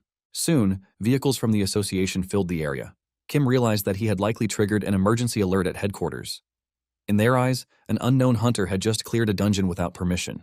If caught, he could be fired at the very least, or worse, held financially responsible for any damage. Still, he was confident they wouldn't suspect a member of the cleaning team. Kim stood up, knowing the hunters would be arriving any moment. It was time to leave. He didn't want to miss the look of awe on their faces. As the scene shifted, Kim returned from his 2-day leave. But it wasn't just others who were in awe. He was too. Arriving at the dungeon site, he was surprised to see Soo-young Lee present. The sight left him wondering if Soo-young had somehow caught on. Soo-young, maintaining a friendly front, spoke to Park about the importance of camaraderie among different teams. Kim, unimpressed, dismissed the words in his mind. He knew Soo-young had never even acknowledged the cleaning team before. With a smile, Soo-young turned toward Kim and claimed to be just a bystander, instructing them to carry on as usual. But Kim remained suspicious. For the chief of strategy and operation to show up at such a moment could only mean one thing. Soo-young likely suspected him of intercepting the dungeon. Park tried to resume normal operations, offering to bring the respirator and hazmat suit for Soo-young. However, Soo-young declined, stating he would simply observe from a distance. Once inside the dungeon, Park observed the situation and muttered that the task ahead would take a while. He turned to Sang-hyuk to check the remaining time. Sang-hyuk informed him that they had 1 hour left and could make it if they hurried. Kim asked Minju if she had any chemicals remaining. Minju confirmed she had a little left and asked about the required consistency. Kim instructed her to make it 60%, stating he needed it strong since the flesh had completely hardened. He also asked her to bring him another mop. Meanwhile, Park questioned Soyeon about the gas levels. Soyeon responded that it was at 150 micrograms per square meter and decomposing quickly. Kim then requested Sang-hyuk's help with the dismantling once he was done. But Sang-hyuk declined, explaining that there was too much blood down the passage and he needed to wipe it down again. Standing off to the side, Soo-young silently observed the team. He noted how everyone appeared unusually busy just because of his presence. He decided it was the perfect moment to throw some bait. Turning to Minju, Soo-young casually brought up the topic of dungeon interceptions that had occurred over the past 2 days.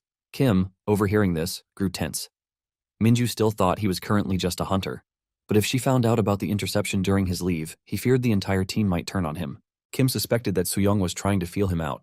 Minju responded to the comment, noting how the hunters must be in chaos. Soo-young added that while a thorough investigation was underway, finding the culprit was proving difficult. He mentioned a substantial reward was being offered for whoever brought in the dungeon interceptor. Surprised, Minju asked about the reward. Soo-young explained further. Additional points would be given in the rank evaluation for hunters, and there might even be a departmental transfer for teams who caught the culprit. That meant even the cleaning team could be reassigned if they succeeded. He made it clear that the offer applied to everyone, not just Minju, and instructed them to report any suspicious individuals, specifically those who had recently taken 2 days off. Hearing this, Kim's anxiety spiked. The mention of departmental movement made the situation urgent. He realized he had underestimated Soo-young's cleverness, despite assuming his position was gained through internal connections.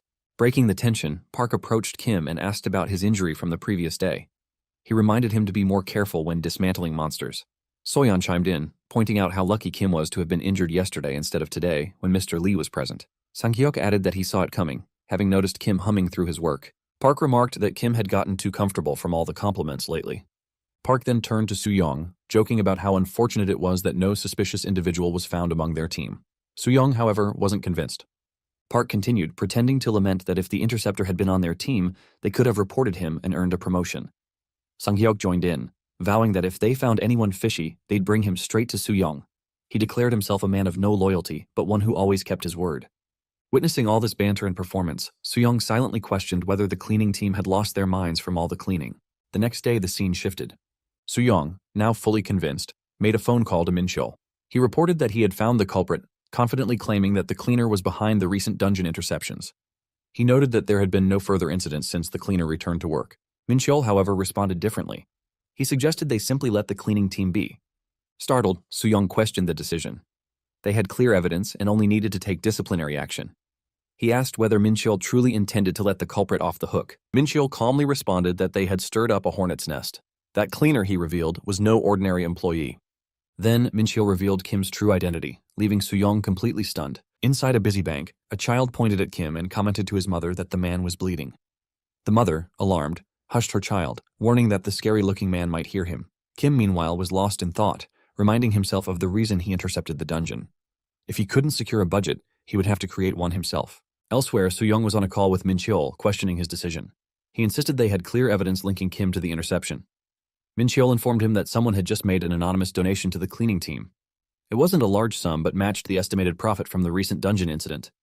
That, Soo-young believed, confirmed their suspicions and clearly identified the culprit. But Min-cheol wasn't convinced. He pointed out how unusual it was for a cleaner to intercept a dungeon. With such skills, anyone else would have left the cleaning team for better opportunities. Soo-young didn't understand the logic, but Min-cheol continued. Not only had Kim proposed a budget raise directly, but he also knew intricate details about the association. details no regular cleaner should be aware of. To Mincheol, it was obvious Kim didn't belong in the cleaning team. He then revealed his theory. Kim had to be an insider, someone high up in the association's hierarchy, possibly even someone acting under direct orders from the chairman himself. So-young was stunned. The idea that the chairman could be involved explained a lot, especially why the team had been protecting Kim all along. He realized he had overlooked something crucial. Mincheol warned him further, suggesting this might be a subtle message to fall in line before things escalated. Without Mincheol's support, So-young had no protection left. They had clearly messed with the wrong person. Back at the cleaning site, Kim was deep in thought, suspecting that So-young had chosen to back off for now. His only concern was when the promised funds would finally arrive. That's when the team noticed a stack of boxes in front of them.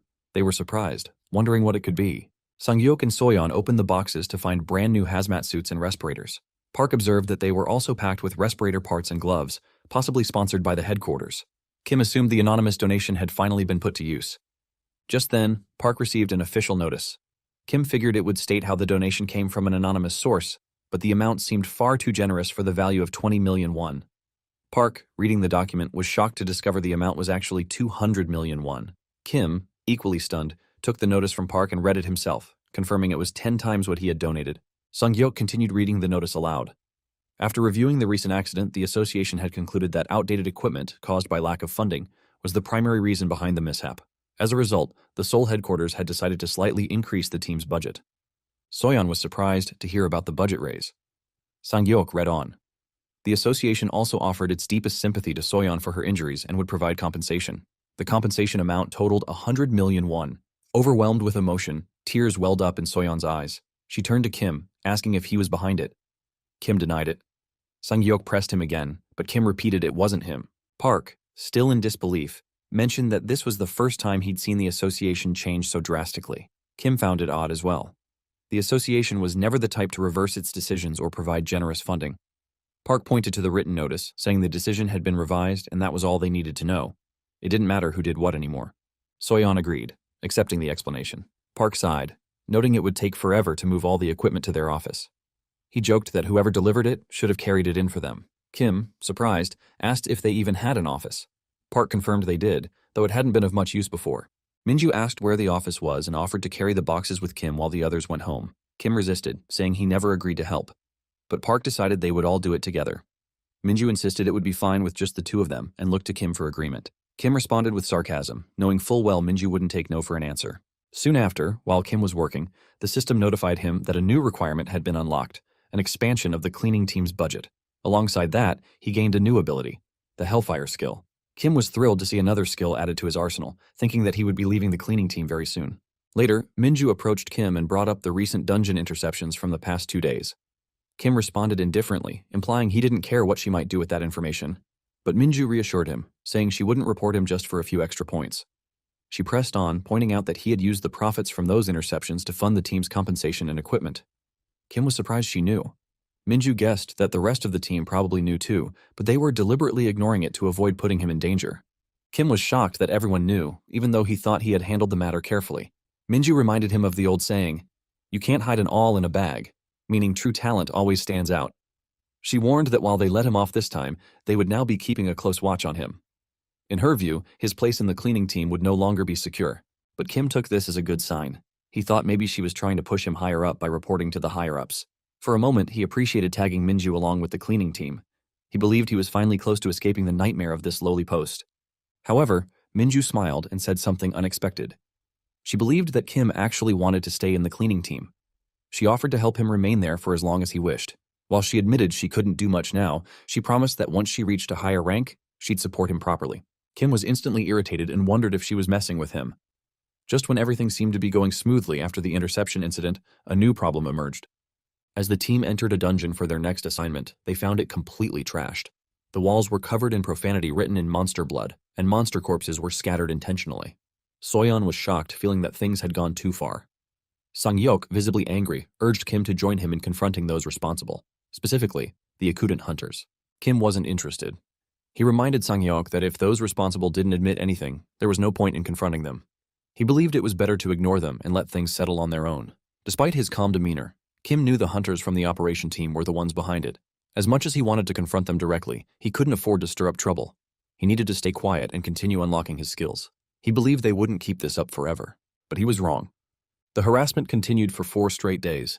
Sang-hyuk, unable to take it any longer, angrily told Park he would confront the operation team himself. Park explained he had already tried that multiple times. He even attempted to meet the team leader, but the man was supposedly away on a business trip. The operation team was denying any involvement. Sang-hyuk suggested they should at least inform Hunter Minju. Kim immediately shut that idea down.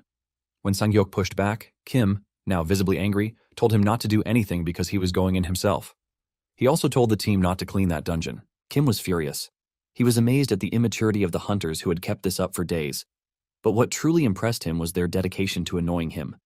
They had succeeded in pushing him to his limit. With boiling anger, he activated his OCD skill. Later, Kim, now deeply frustrated, expressed his anger over the situation. He cursed the hunters for extending his working hours to 15 a day. Despite already working relentlessly, he now found himself missing the last ride home every single night because of them. That evening, Kim stormed into headquarters, burning with rage. A staff member spotted him and asked how he dared shove a hunter. But Kim wasn't thinking of stopping. In his mind, he had decided to end this once and for all. Tonight, Kim reflects on the chaos surrounding him, noting it as a direct result of the incident from 3 days earlier. Outside the dungeon, 2 men mock the cleaning team, commenting on the revolting stench that greets them. One of them even calls it the cleaning team's trademark. As they pass by, one shoves Sang-hyuk aside with arrogance, while the other mocks the cleaners for watching them. They blame the cleaning team for interfering with another division's budget and say they should have known their place. Just cleaners, nothing more. One of them even claims he'd rather take a part-time job than be a cleaner. Just then, Minju arrives and demands to know which division they belong to. The 2 men scoff, dismissing her as a kid and threatening her to back off. But Minju, unfazed, repeats her question sternly. One of them mocks her again, but the other quickly realizes who she is and tries to silence his partner. The first one asks why, and then comes the shocking truth. Minju is their superior. Immediately, both men bow and greet her respectfully. Minju acknowledges that they're part of her team and remarks she didn't realize it until now. One of them apologizes, but Minju points out that their apology is misdirected. They should be sorry for behaving less like decent human beings. She then approaches Soyeon and Sang-hyuk to check if they're all right, and both confirm that they are. Minju shares her frustration, stating that many of the new hunters act arrogantly just because of their rank, even though most barely qualify as E-class. She apologizes for what happened, but Soyeon reassures her that everything's fine. The 2 hunters, however, continue to glare at the cleaning team. Later, Park arrives and greets Minju, expecting to begin their usual duties, but Minju reveals that she's there to say farewell. She thanks him for his support and guidance. Park humbly says they should be the ones thanking her for her hard work. Kim observes quietly, noting that although it had only been a week since Minju started helping with the cleaning team, she had picked things up quickly. She was already handling a full cleaner's workload efficiently, but now her time with them had come to an end. Minju expresses her gratitude for meeting such great people, and as emotions rise, Soyeon begins to cry. She asks Minju to promise that she'll visit sometime. From a distance, Kim watches them, thinking how close they've grown in just a week, like real sisters. But Kim's thoughts reveal a different perspective. Everyone was sad to see Minju go, but not him, because he had asked her to leave. The scene shifts to the previous day, where Kim had told Minju she didn't need to report for cleaning duties anymore. He recalls how surprised she looked, but she quickly understood the true meaning behind his words. Not having to clean anymore was his way of accepting her favor. Afterward, he helped her plan conquest schedules based on his own knowledge and experience. If she followed his guidance, she could reach A rank within 6 months. Kim admits he's still far from rebuilding the career he had in his previous life. But his plan is clear, to train Minju into the greatest hunter and use her success as leverage in future negotiations with the association. In his past life, she had asked if she meant more to him than just a tool. In this life, the answer remains the same. She is still just disposable. Minju, with a faint smile, thanks Kim and tells him to call her if he ever needs help, even though she doubts he will.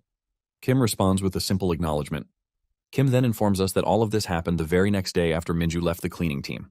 Inside a building, the 2 arrogant hunters were seen chatting casually. One of them mocked the old cleaner who had come in the previous day, finding the entire encounter hilarious. The other chimed in, laughing about how the bald man had practically begged them to treat the cleaning team kindly. They took pride in asserting that cleaners should never interfere with a hunter team's budget, considering it a foolish move. But before their laughter could continue, Kim appeared and punched one of them straight in the face. Shocked, the second hunter demanded to know who Kim was. As Kim turned toward him to attack, the man activated his necromancer skill, warning Kim that he was messing with the wrong person. He launched an attack, but Kim dodged it effortlessly. Enraged, the hunter used another skill, Death Assault, threatening to show Kim the price of crossing a hunter. But Kim struck him hard again, furious that a hunter would dare use skills outside dungeon grounds. He criticized their childish behavior, questioning if they had ever received proper hunter training. Kim reminded them of the seriousness of their actions, emphasizing that they were attacking a civilian. The hunter tried to defend himself, arguing that Kim had assaulted a hunter and would face consequences. But Kim shut him down, calling him an E-rank weakling and warning him to stay quiet. The man, now scared, apologized. Kim scoffed at his cowardice, saying he didn't deserve to be called a hunter. Kim then delivered a clear message. From that day forward, the cleaning team would no longer clean up after their dungeon messes. Everything they had done so far, every cruel and irresponsible act, would be exposed across headlines and social media, ruining their careers. He offered them a choice: come and apologize or face public disgrace. The hunter, still defiant, claimed the association would protect them as it always sided with hunters. But Kim laughed at the idea.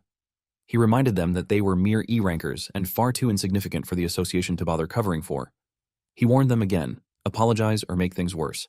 When one of the hunters questioned if Kim was taking things too far, Kim responded with a threat, suggesting a stripped skill match inside a dungeon. The tension was high when suddenly, Soo-young entered, asking what the commotion was about. Kim was surprised to see him, knowing he was supposed to be on a business trip. This unexpected arrival made things complicated. Soo-young, however, greeted Kim politely and asked if there had been any issue with the budget. Kim was puzzled by his friendly tone. Kim explained the situation, stating that the hunters had staged a ridiculous act during their conquest, scattering monster corpses and smearing blood on dungeon walls. He had only come to check if there was a problem with the cleaning team. One of the hunters quickly interrupted, accusing Kim of randomly attacking them. But before the man could say more, Soo-young slapped him hard, furious that he had called Kim a bastard. He apologized to Kim on their behalf. Kim accepted it and requested that Soo-young keep an eye on them. As Kim prepared to leave, he added that he never wanted to see those two around again. Soo-young acknowledged the request, wishing Kim well as he left. Kim thought to himself that everything had wrapped up smoothly, except for one lingering question. What had caused such a drastic shift in Soo-young's attitude? Later, Kim and Minju sat together discussing the situation. Kim asked if she had any idea why Soo-young had changed. Minju, just back from her week-long vacation, said she didn't know yet. Still, she found the hunters' behavior pathetic, saying their actions reflected their low ranks. Kim acknowledged that at least they received a proper apology. He hoped those hunters had learned their lesson and would never repeat their mistake. But Minju revealed a final piece of information that caught Kim off guard. The two hunters had been fired. Kim began to wonder if his complaint had gone too far. Because of what he said that day, 2 hunters had been fired over a single complaint from someone considered just a cleaner. He couldn't shake the feeling that Soo-young's overly polite attitude had hidden something strange. Kim felt uneasy, sensing that something wasn't right. The next day at work, Kim and his team were stunned by an unexpected change. Outside the dungeon, hunters had gathered and were openly appreciating the cleaning team's efforts. Kim also acknowledged their presence, complimenting them for their work. From that point on, the hunters' behavior took a strange turn. After every dungeon conquest, they would stay back, offering respectful salutes to the cleaning team, or neatly gathering monster carcasses into one corner. They even went as far as cleaning the boss's room until it was spotless. This new attitude didn't go unnoticed. Soyeon remarked that it wasn't easy getting used to this sudden change. Park, with 10 years of cleaning experience, admitted he had never seen the strategy and operation team act this way before. Sang-hyuk joked that at this rate, their cleaning team might end up taking over that department. Park quickly pointed out that it was all thanks to Kim, who had done the real work. Sang-hyuk, trying to ease the mood, agreed and credited Kim fully. Soyeon, though grateful, admitted her concerns. She appreciated Kim's support, but worried he might suffer consequences alone. Kim was confused about her comment, unsure what she meant by siding with them. She clarified that even though the hunters were careful now, someone might eventually try to strike back. Kim remained confident that no one would retaliate unless they were truly bold, so there was no need to worry just yet. Soyeon agreed, emphasizing that he had done nothing wrong. Later, Sang-hyuk approached Kim, expressing confusion over everything that had happened. Kim had gone straight to the general manager, increased their budget, got hunters fired, and now even had Team 1 walking on eggshells. When Sang-hyuk hinted that Kim might secretly be someone powerful enough to scare the higher-ups, Kim brushed it off with a laugh and told him to get back to work. Inwardly, Kim scoffed at the idea. If he were truly a big shot, he wouldn't be stuck cleaning. Meanwhile, Soo-young appeared tired and drained. Dongbin Lim, head of strategy and operation Team 2, approached him with a mocking tone. He had heard rumors that Soo-young had been trying to cozy up to the cleaning team, and he found the idea laughable. He sarcastically commented on Soo-young's teamwork and suggested that sucking up to cleaners wasn't exactly a good look. In response, Soo-young sternly told Dongbin to shut his mouth if he didn't understand the situation. He questioned whether Dongbin even knew who the cleaner in question really was. Dongbin revealed that he had heard the rumors, that the cleaner was backed by the chairman himself.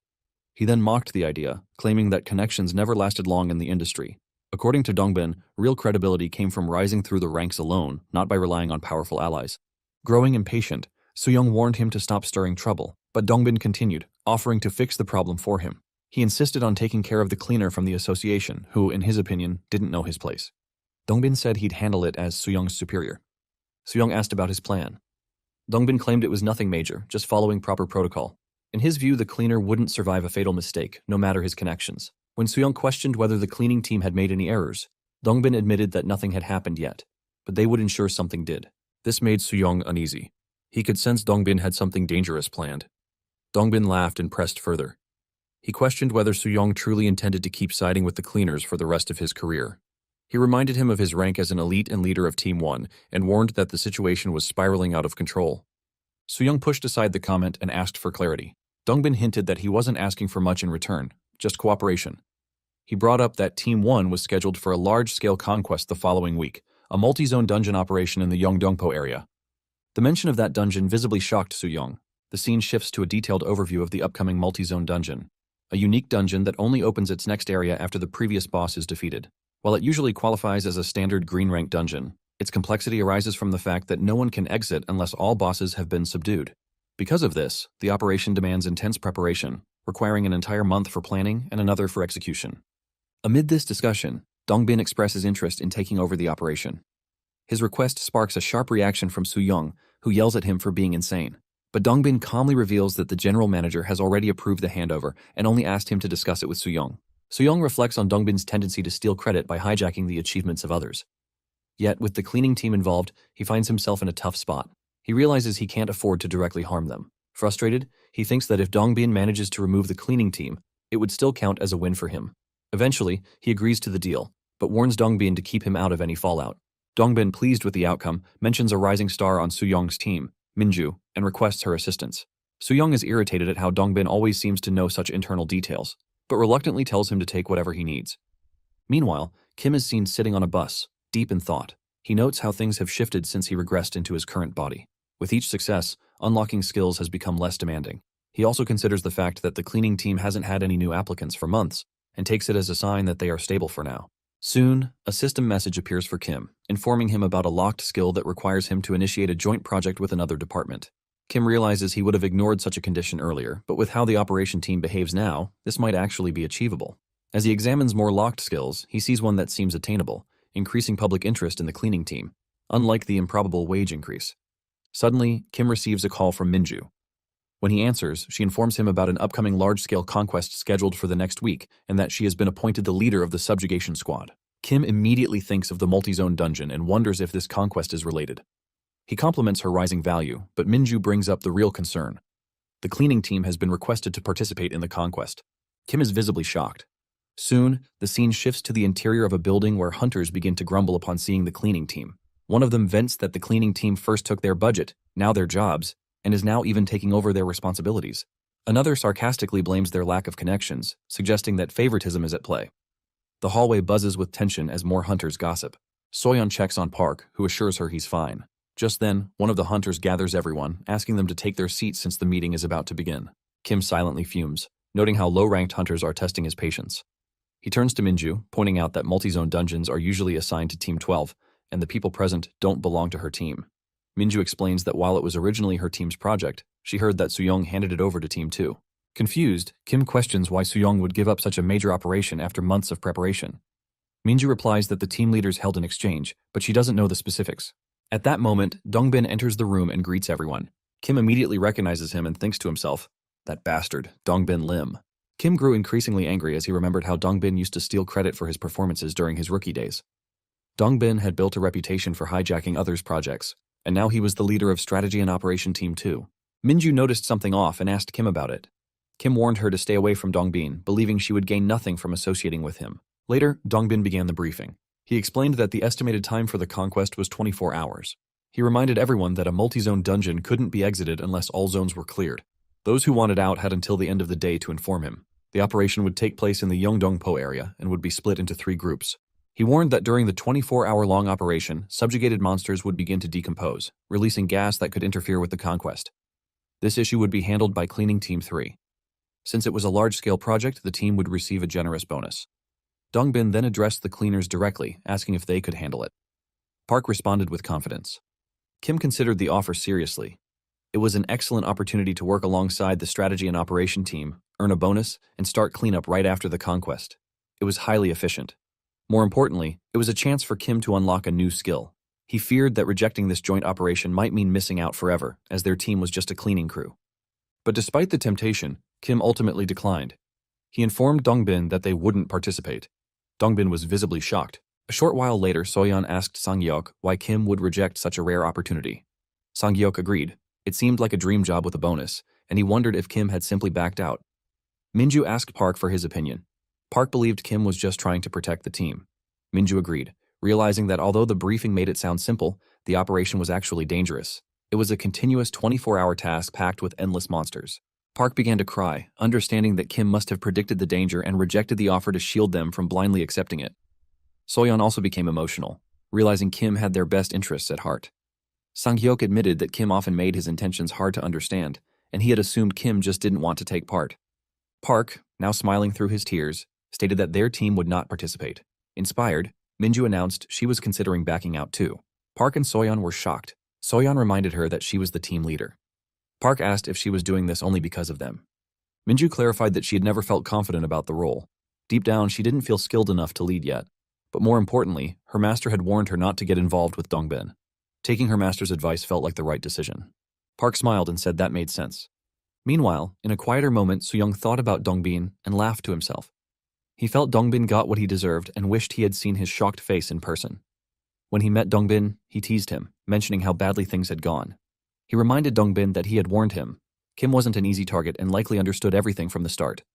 Dongbin, annoyed, told Soo-young not to pick a fight.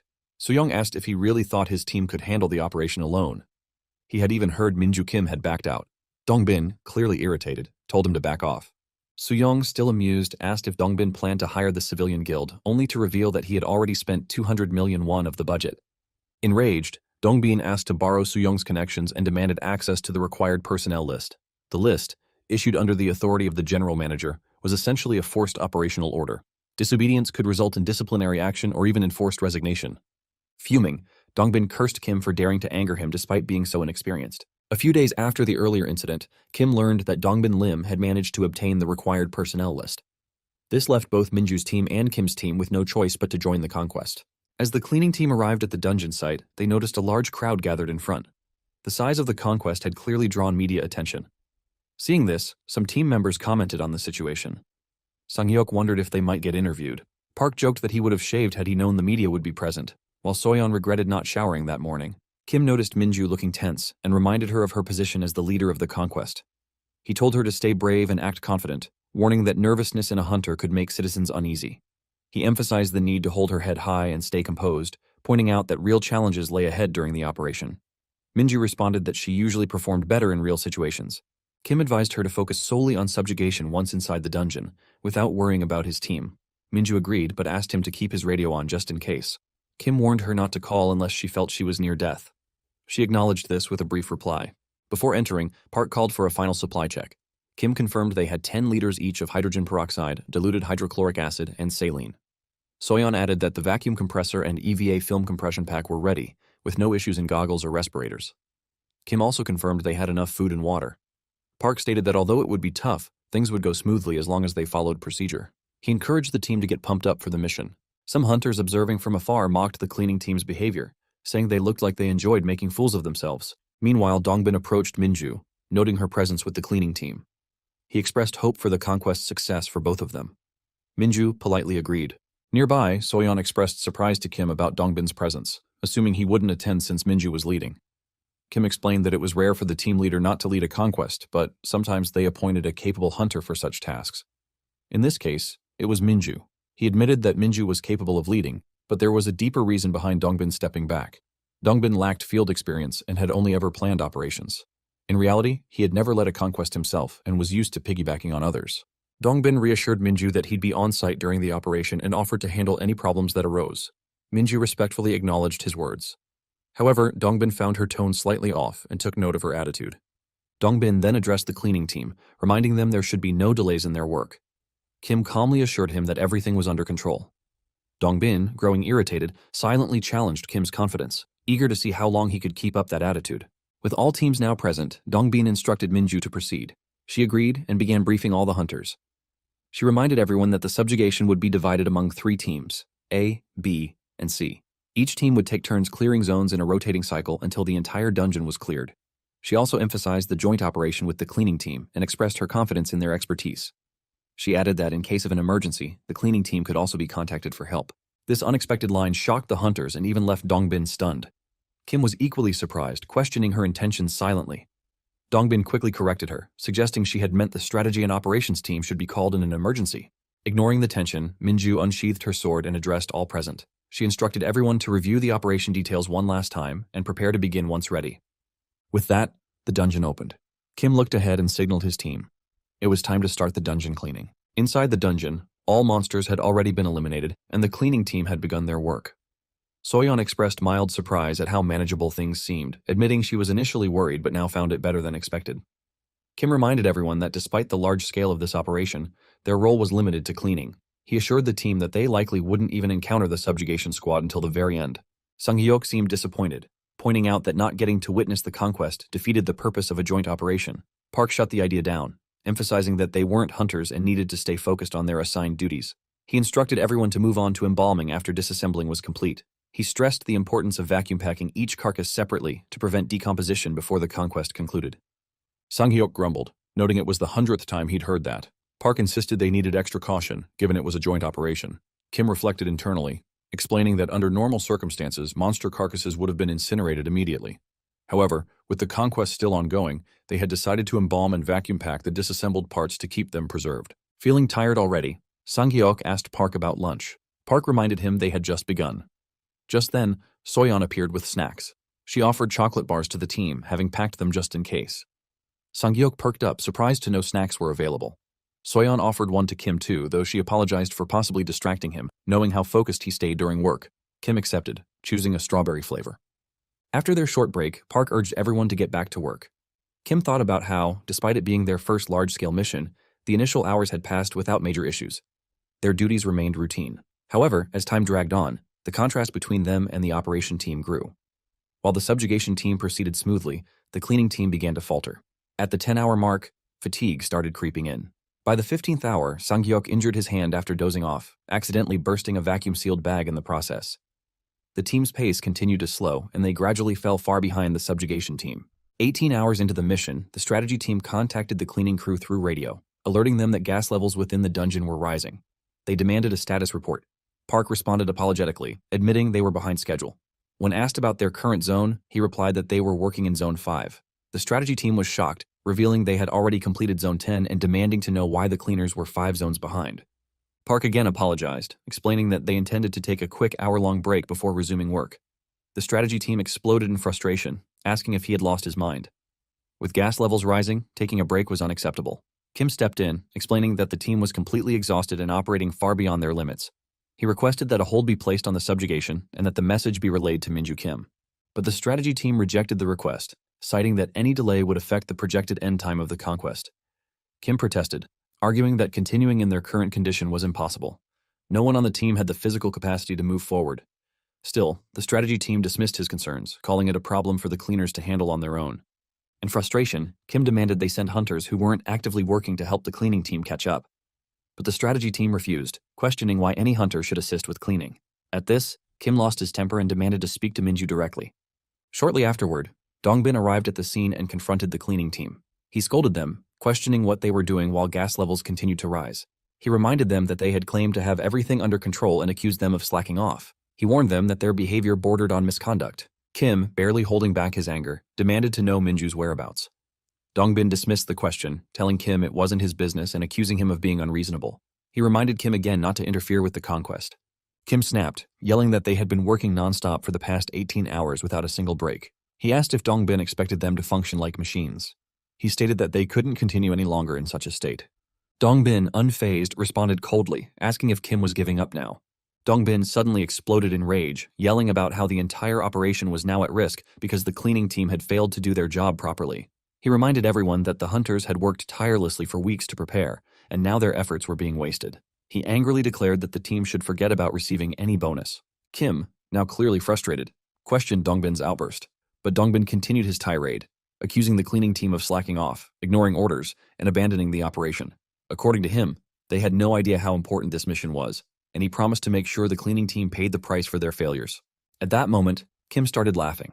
Surprised, Dongbin asked what he found so amusing. Kim replied that he had suspected something was off from the beginning. He had wondered why Dongbin was so eager to involve them in the operation. Now it made sense. This had been the plan all along. Dongbin had intended to nitpick every little thing the cleaning team did wrong, just to push them toward disciplinary punishment. Kim called it a cheap tactic, unworthy of a team leader. Dongbin, furious, shouted back, daring Kim to repeat himself. He accused Kim of thinking he was untouchable because of his connections. But Dongbin warned him that even the chairman wouldn't be able to protect someone who abandoned an entire operation. Kim responded calmly. If abandoning the operation was the issue, then what now? Would Dongbin proceed with the conquest despite the dangerously rising gas levels? Frustrated and desperate, Dongbin radioed Minju. He asked if she had a moment to talk. At the time, Minju was in the middle of a fierce fight with a monster and told him she was a little busy. Ignoring her situation, Dongbin urgently reported that the cleaning team had abandoned the operation. He warned that at this rate, everyone could suffocate before the conquest was over. Without waiting for approval, he declared that he would take the lead from now on. Minju asked for clarification, confused by his sudden announcement. Dongbin shouted that she was just a rookie hunter, and this situation was far beyond her capabilities. He demanded that she hand over the authority immediately.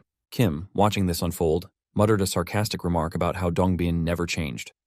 Dongbin, infuriated, asked what he just said. Minju then addressed Dongbin directly, asking if it was true that the cleaning team had really abandoned the operation. Kim stepped forward and told her that she should already feel like she was nearing death herself. Hearing this, Minju froze for a moment, shaken by the realization. Dongbin snapped again, screaming at her to hurry up and hand over the authority. He accused her of being a fool who thought being a team leader made her important. His anger boiled over as he questioned if she wanted everyone dead just because of her pride. Finally, Minju agreed. She said she would pass the authority. Dongbin laughed loudly, satisfied, thinking he had won.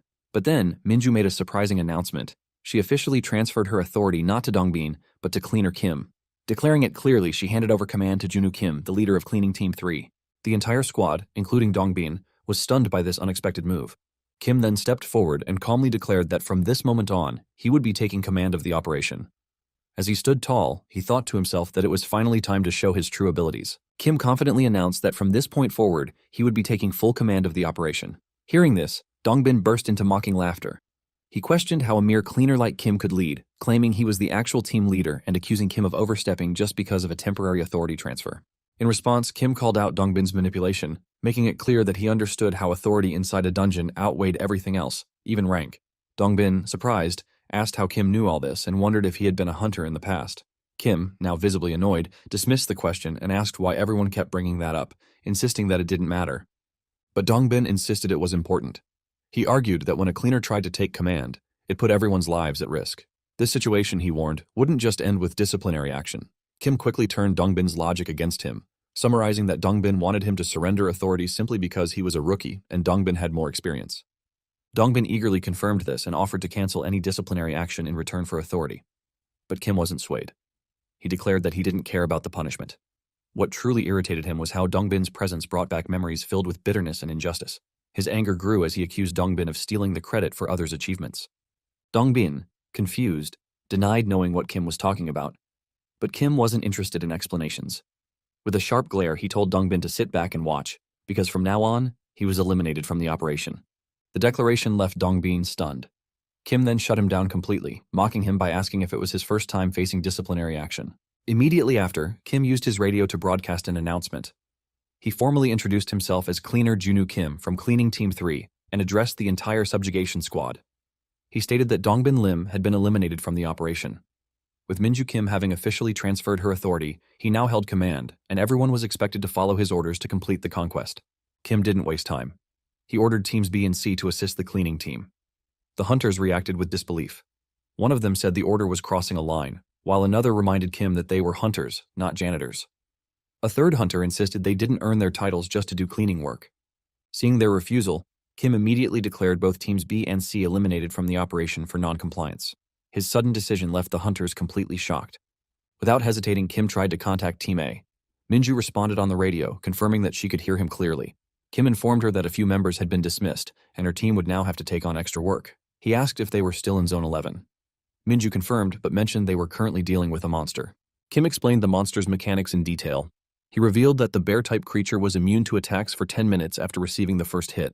He instructed her to place Guardian-class hunters at the front and keep the healers ready with single buff skills. Once the immunity dropped, the monster would likely target whoever stood in front.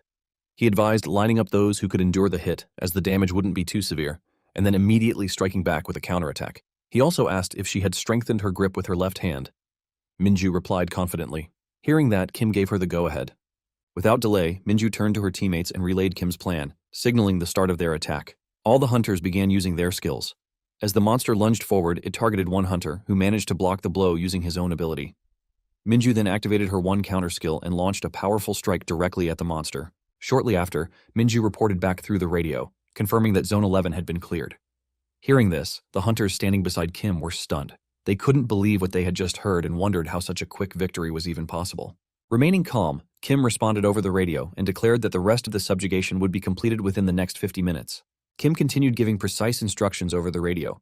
He informed the squad that Zone 12 would be filled with ghost-type monsters, warning them that physical attacks would be useless. He ordered the inspection class to stay back while the magician class was told to unleash their strongest spells rapidly. He then alerted everyone about the upcoming hallucination stage, advising healers to use every bit of their purifying skills. His guidance was clear. No one needed to overexert themselves, but timing their moves right was critical. Witnessing all this, the hunters began to murmur in disbelief. They questioned how someone who was just an ordinary cleaner could lead with such command and accuracy. Suddenly, a voice came through the radio in a panic, declaring the situation impossible. Kim asked what was so impossible. The voice explained that everyone was drained, their powers were weakening fast, and they could no longer perform at full strength. They feared they wouldn't be able to hold on much longer. Kim criticized their attitude, questioning how a hunter could fail to take down a single monster. Without hesitation, he told them to hang in there and that he was on his way. Meanwhile, Minju was locked in battle with a powerful monster. As the fight continued, she realized something was off. This monster was nothing like the ones they had previously faced. It absorbed punches without taking damage and, despite its massive size, moved with unbelievable speed. Minju leapt to strike the monster from above, but it caught her by the legs mid-air and slammed her hard onto the ground. Blood spilled from her mouth. As she struggled, Kim arrived at her side and extended a hand toward her. Minju managed a smile, brushing off the injury and claiming she performed better in real combat situations. Kim then asked for her sword. After receiving the weapon, Kim assessed the situation. He recognized the creature as the giant ogre log, a red-level monster, something he hadn't expected to find in this location. Understanding why the others had struggled, he recalled his newly unlocked skill that he had gained through the ongoing project. At that moment, a system prompt appeared, initiating a joint project with another department. Kim activated his skill immediately.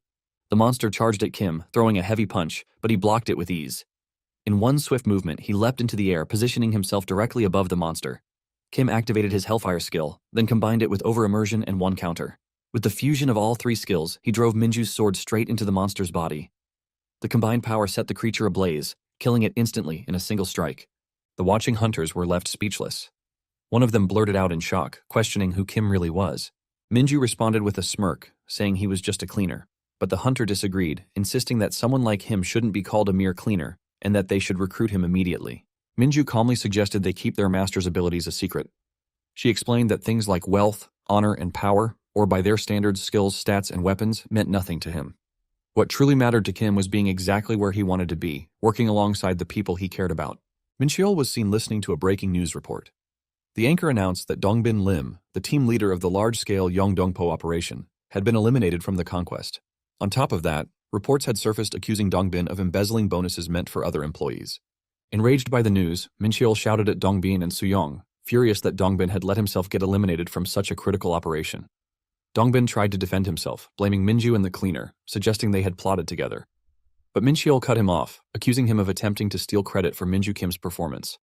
Dongbin argued that Mincheol had personally approved the personnel list, trying to shift part of the blame. But Mincheol, losing his patience, grabbed Dongbin by the hair. He reminded Dongbin that he was never a friend to him, and he had only gone easy because of Suyong's seniority.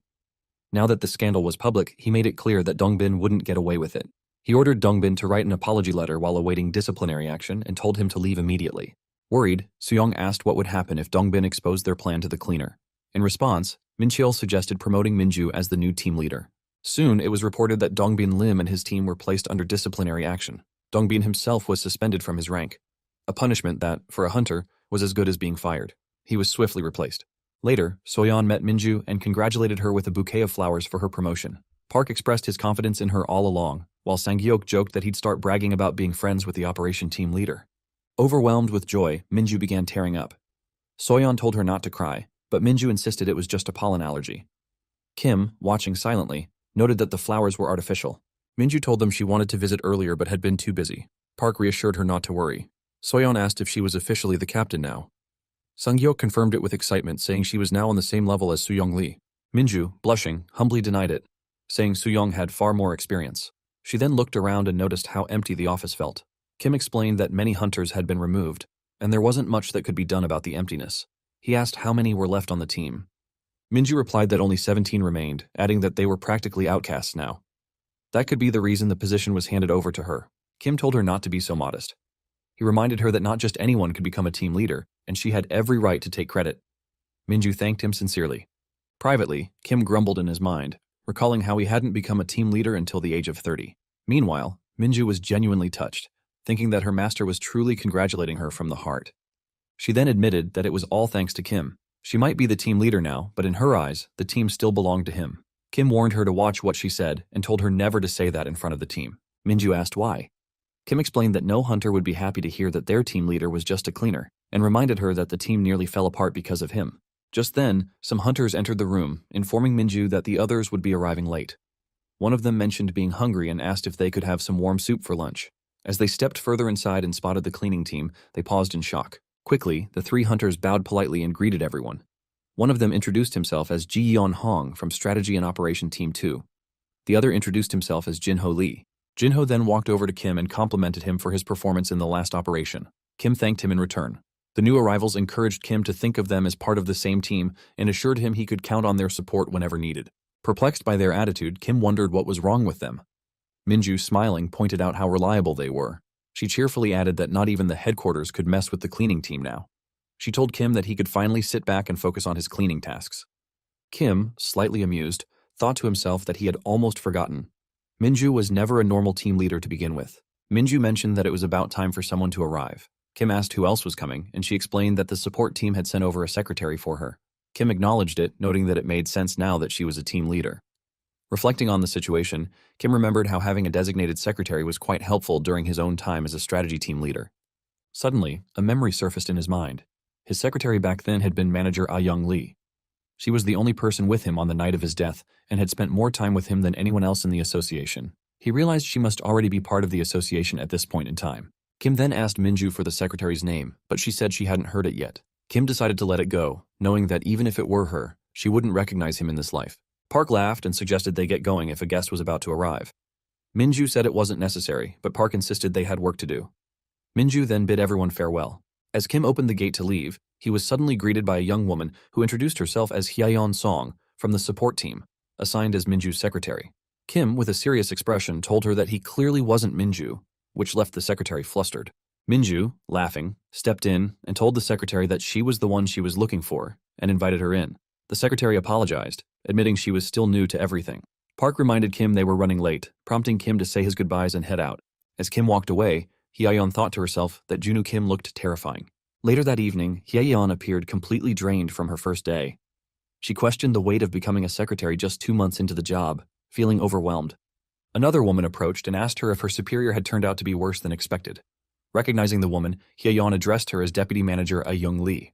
Ah-young asked about Minju Kim and mentioned she had heard Minju had been appointed as the leader of Strategy Team 2, which had nearly collapsed.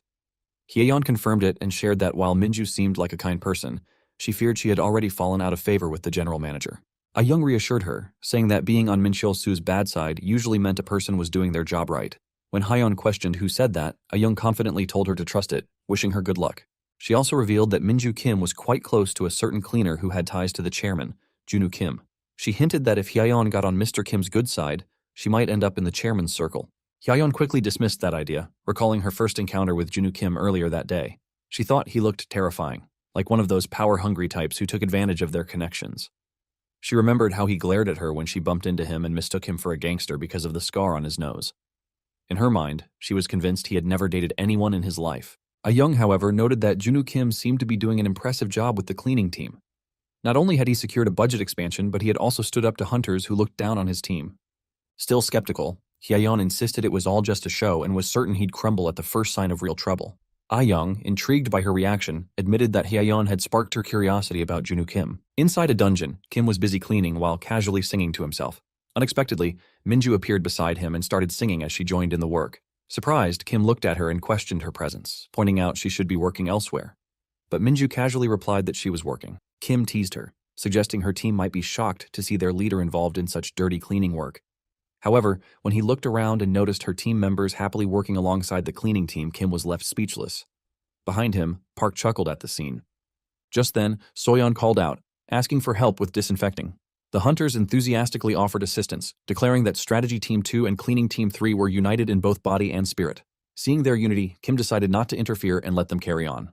Later, Kim turned to Minju, sensing she had come for more than just cleaning. Minju admitted she was facing issues while planning the operation for the month. Their team had a quota of 10 dungeons, but with the current number of members, she couldn't figure out how to achieve it. Kim immediately recognized it as an overquota for such a small team. Minju added that any dungeon below blue level wouldn't count toward the quota, which frustrated her further. Kim corrected her, stating it was a lie. The headquarters arbitrarily sets the required minimum level. Navy-level dungeons should count for blue-level quotas. He advised her to split the team into 3 groups and complete 2 conquests per day, 1 during the day and 1 at night. And if things got tough, she should request support team assistance. Minju was relieved and surprised, wondering why she hadn't thought of that earlier. But Kim knew that even seasoned team leaders wouldn't come up with such a strategy, so it was natural for a rookie like her to struggle. Grateful, Minju thanked him, jokingly calling him master, saying she felt like she kept owing him favors. Kim brushed it off and told her to leave if her business was done, assuring her his team would finish the cleaning. Minju then asked if he found her bothersome. Kim clarified that it wasn't her, but her secretary, as he glanced toward Hyeyeon, who had been secretly watching them. Minju was surprised and assumed Kim and Hyeyeon already knew each other. Kim denied it, saying they had only met for the first time yesterday. Laughing, Minju confessed that the way they stared at each other had made her think Hyeyeon might be his ex-girlfriend. Kim didn't take it well and playfully threatened her for the remark.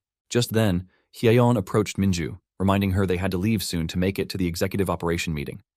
Minju, relaxed, said they still had time and suggested grabbing a bite before heading off. She asked Hyeyeon to go ahead and make a lunch reservation since there was no phone service in the dungeon. Hyeyeon happily agreed and said she would make a reservation for 9 people, including the cleaning team, before cheerfully heading out.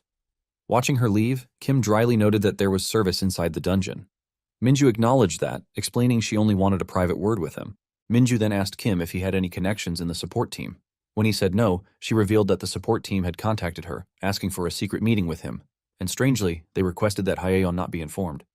Kim was puzzled by this. He wondered if they were anxious because he had been responsible for the downfall of the strategy team, and perhaps they just wanted to warn him not to interfere with them. He decided there was no rush to respond to their message. As he prepared to leave, Kim told Minju to let them know he would come see them himself when he had time. Minju agreed to pass on the message. Once the work was complete, Park praised the hunters, thanking them for finishing earlier than scheduled thanks to their hard work. Minju responded by offering more help the next day. To celebrate her promotion, she insisted that lunch was on her, bringing joy and excitement to the entire team. The next day, inside a dungeon, a young boy was seen running in fear, desperately calling for his older brother and admitting how scared he was. Suddenly, a voice responded from ahead, guiding him toward it. The boy looked forward and, with hope, asked if it was really his brother. But the figure in front of him simply asked for help. Approaching closer, the boy checked if the person was all right. In a terrifying twist, the figure suddenly appeared right in front of the boy's face, revealing itself as a ghost-like monster. The boy was horrified and froze in fear. Shortly after, breaking news flashed across television screens. Around 12:30 p.m., a young boy had been attacked by a monster after accidentally entering a dungeon. Fortunately, he sustained only minor injuries, but he was hospitalized and currently awaiting test results at AB Hospital. According to the boy's statement, he had no difficulty entering the dungeon since it wasn't barricaded or marked as off-limits. As the news played, Mincheol confronted Minju and demanded an explanation. Minju, visibly nervous, clarified that the dungeon was supposed to be off-limits to civilians. But Mincheol, filled with rage, shouted back, saying he already knew that. He wanted to know why the area hadn't been barricaded, pointing out that it was a basic safety protocol. Kim reflected on how it was nothing short of a miracle that they had found the boy on their way home. If they had been even a second later, both the boy and their entire team might have suffered the consequences. Mincheol continued shouting, urging someone to take responsibility before the situation spiraled out of control. In response, Kim stepped forward and admitted it was his fault. He explained that he had intended to barricade the dungeon but forgot and left for lunch instead. Minju immediately tried to object, saying she had seen Kim set up the barricades herself the night before. But Kim quietly told her to lower her voice, reminding her that they were speaking to the general manager. Mincheol then asked if it was the cleaning team's fault, to which Kim quickly clarified that it wasn't. He took full responsibility and insisted it was his personal mistake, not the team's. Suspicious, Mincheol pressed further, questioning why Kim would shoulder all the blame. But Kim remained calm, stating that he was simply telling the truth. He even offered to attend a press conference the next day and publicly admit his negligence as a team leader. Min-cheol accepted the offer and said the press would arrive at 9 the next morning. However, he reminded Kim that with such a major accident, even he wouldn't be able to avoid disciplinary action. With that, the meeting ended. Outside, Minju was furious. She confronted Kim, demanding to know what he thought he was doing. Kim, confused, asked her what she meant. Minju shouted in frustration, repeating that she had seen him put up the barricades herself. She understood that he was trying to protect his team, but insisted that what he was doing wasn't right. She pointed out how strange the entire situation was. A boy had entered the dungeon with no difficulty, and a monster had been left behind even though the dungeon had supposedly been cleared. Nothing about the incident made sense. To her, it felt like a setup. She couldn't understand why Kim would take all the blame when he had done nothing wrong. Kim responded coldly, asking what could even be done. Even if it was a setup, was there any way they could catch the true culprits overnight before the press conference? The attack clearly wasn't planned by amateurs. Catching them in time was nearly impossible. He told Minju he would take the fall and urged her to stay quiet. Internally, Kim admitted that Minju was right. The whole situation was a setup. The monster Vega wasn't even a type that usually appeared in that dungeon. It was clear someone had already tampered with the place long before the boy entered. But despite all that, Kim felt it didn't matter, especially since he was about to unlock a new skill without paying any cost. Back in her office, Minju sat in deep thought. She tried to make sense of the situation. Perhaps someone had accidentally removed the barricade, but a child entering the dungeon just 30 minutes before its perish, purely by chance, seemed too far-fetched. On top of that, a monster had been left behind in a dungeon that had already been subjugated. Everything pointed toward a setup, clearly meant to frame Kim and the cleaning team. Judging by the circumstances, Minju suspected the culprit had to be an insider. Yet, despite knowing this, she felt powerless and frustrated at her own inability to help. Just then, her hunters entered and shared their concerns. They had heard about what had happened and believed it was unfair for Junwoo Kim to take the blame for something he didn't do. He had once helped them during a joint project, and now they wanted to return the favor by going after the real culprit. Determined, Minju stood up and declared that all operations would be put on hold. Strategy Team 2 would now focus entirely on searching for the true culprit. She stated that even if they failed to meet this month's quota, the mission would proceed. If anyone had objections, they could speak now. But the hunters responded without hesitation. They claimed they were already walking on eggshells and didn't care about quotas. They had always been treated like outcasts, and this was their chance to stand for something. As the group prepared to leave, Deputy Manager Ah-young arrived and introduced herself. The scene then shifted to a few hours earlier. Minju's secretary, visibly stressed, lamented that the incident had to happen just 3 days after she started working. Ah-young tried to comfort her, telling her it wasn't her fault, just bad luck. She then asked what would happen next.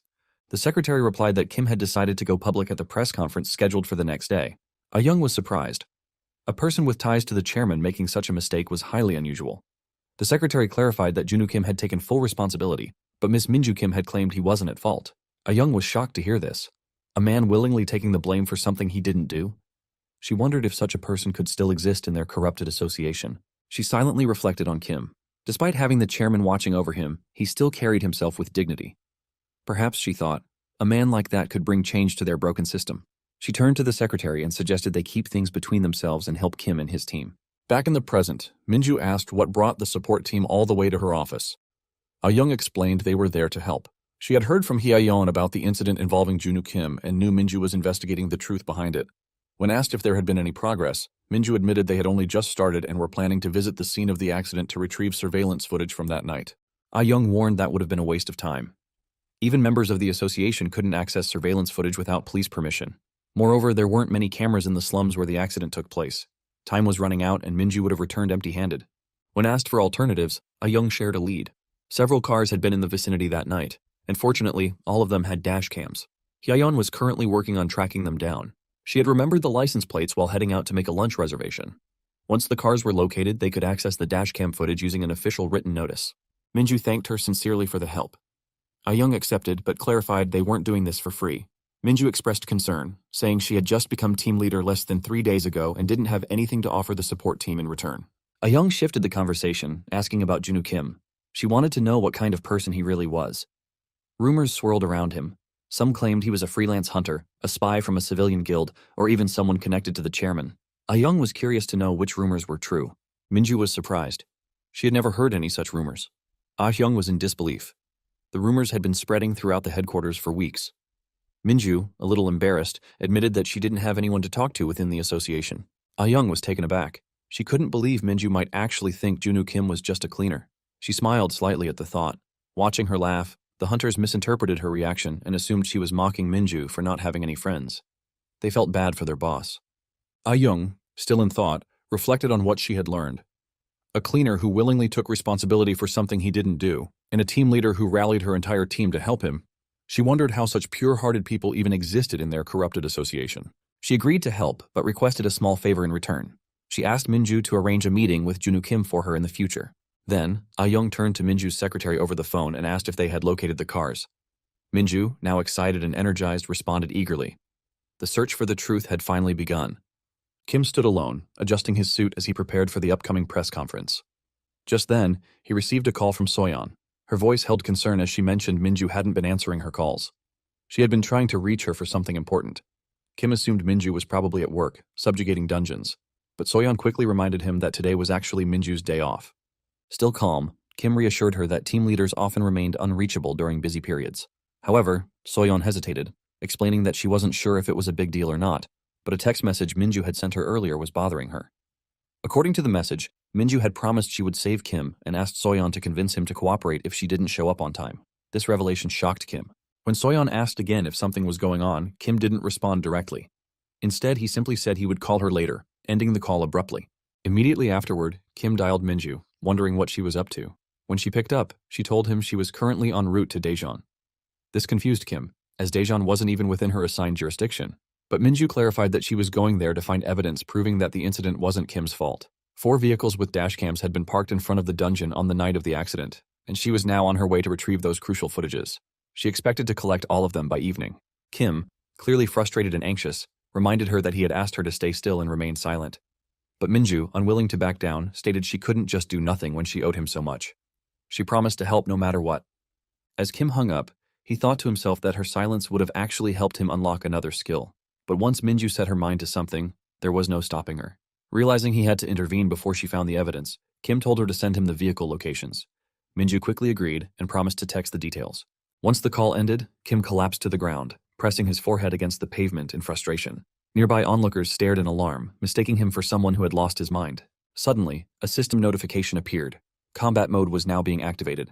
Without wasting another moment, Kim triggered his hyperboost skill and dashed away from the scene at high speed.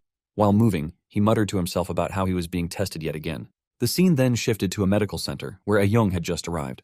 Approaching a man inside, she identified herself as a representative from the association and asked if he was the guardian of the child involved in the incident. The man, cold and defensive, made it clear he had nothing to say to anyone from the association. Ah-young informed him that the dungeon cleaning team would be speaking at a press conference the next morning. Although the investigation was still ongoing, early findings indicated the cleaning team wasn't responsible for the accident. She emphasized that unless he came forward with the truth, the cleaning team would face unjust punishment. The man, however, responded with a bitter smile. To him, this was good news. He didn't just want the cleaning team to suffer. He specifically wanted Junu Kim to be dragged down and ruined. In a quiet parking lot in Daejeon, a man sat inside his car when a sudden knock on the window startled him. Looking outside, he was shocked to see Kim standing there, looking like a lifeless zombie. Kim introduced himself as a representative from the association and requested the man's cooperation. The man quickly insisted he was just a normal civilian. Ignoring his plea, Kim angrily smashed the car's dashcam and began walking away. The man yelled after him, demanding an explanation for destroying his camera. Kim simply responded that he would receive compensation from the next association personnel. Then, Kim dropped to the ground again, slamming his forehead against the pavement to trigger his skill. With that, he vanished swiftly from the scene. Moments later, Minju and a team of hunters arrived at the same location. Minju approached the same man and introduced herself as another association member. But the man, now furious, lashed out, yelling at her and accusing the entire association of misconduct. He threatened legal action for their reckless behavior. Minju apologized calmly. One of the hunters inspecting the car called out to her, revealing that the dashcam was already broken.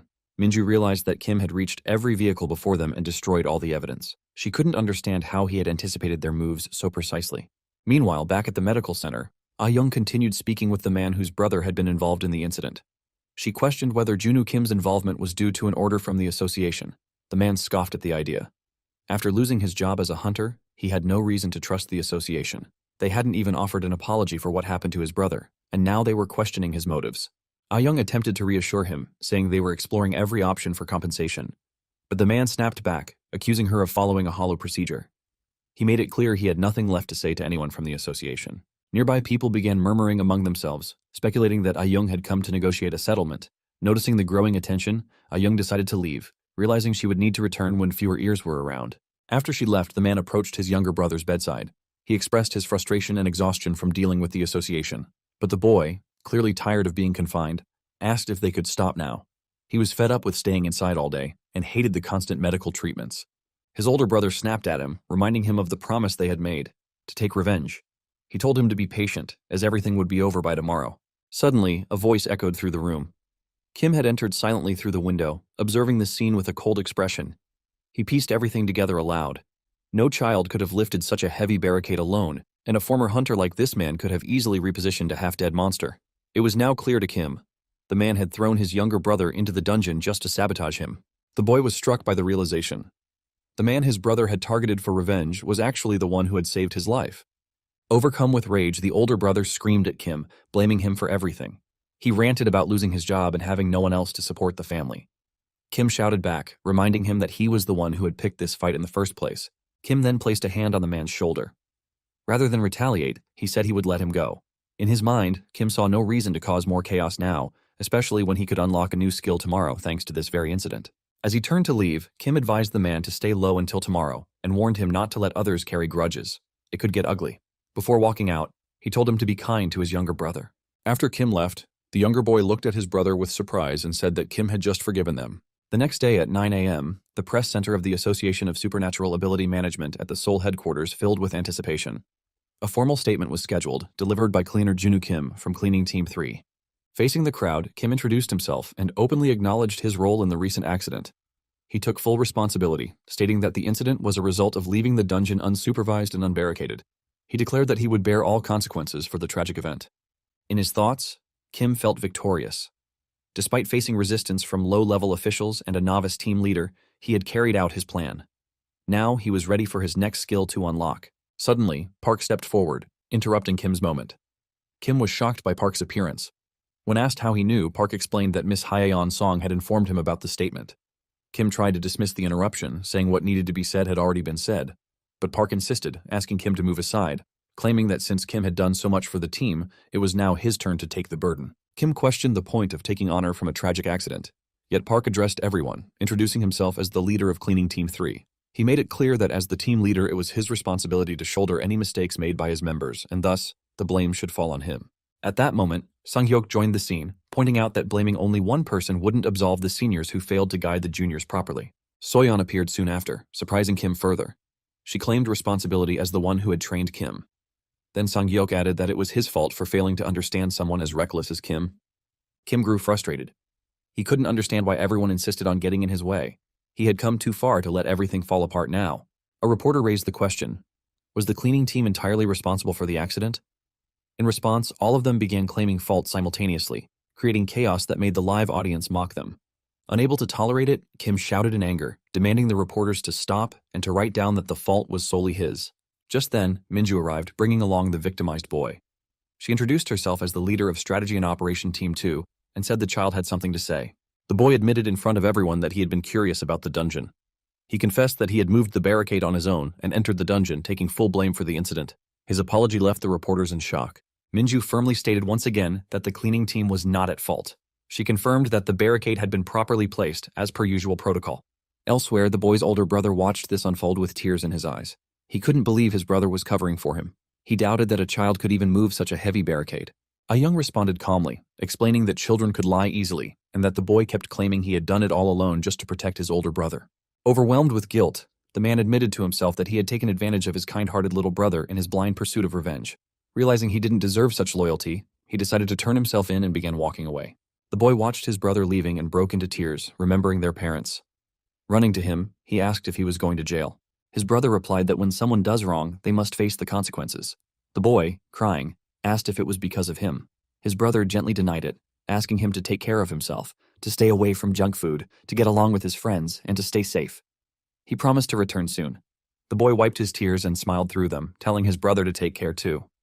Meanwhile, Kim awaited the notification of a new skill, but the system flashed a message. Requirement unfulfilled. Seeing this, Kim silently pleaded for it all to stop. Later, Kim's fourth skill finally unlocked, much to his own surprise.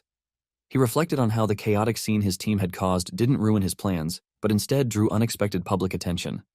Ironically, the public hadn't cared much about the accident itself. What truly caught their eye was the media exposure and perhaps Soyeon's charm. He couldn't help but think that, in the end, things worked out well. Later, Kim stepped out of the room and asked Minju what was going on. Minju introduced him to Ah-young, the person she had mentioned earlier who wished to meet him in person. As Ah-young extended her hand and introduced herself, Kim was taken aback. She looked different, more human, than the secretary he remembered. She was both the witness and the suspect in his past life's death. For now, he decided it was best to remain cautious. Kim shook her hand. Ah-young complimented his morning statement and Kim thanked her. As they sat, she remarked that he didn't seem as charismatic as she had heard. He simply asked if that was necessary. With a smile, she replied that it would be, given what she was about to say.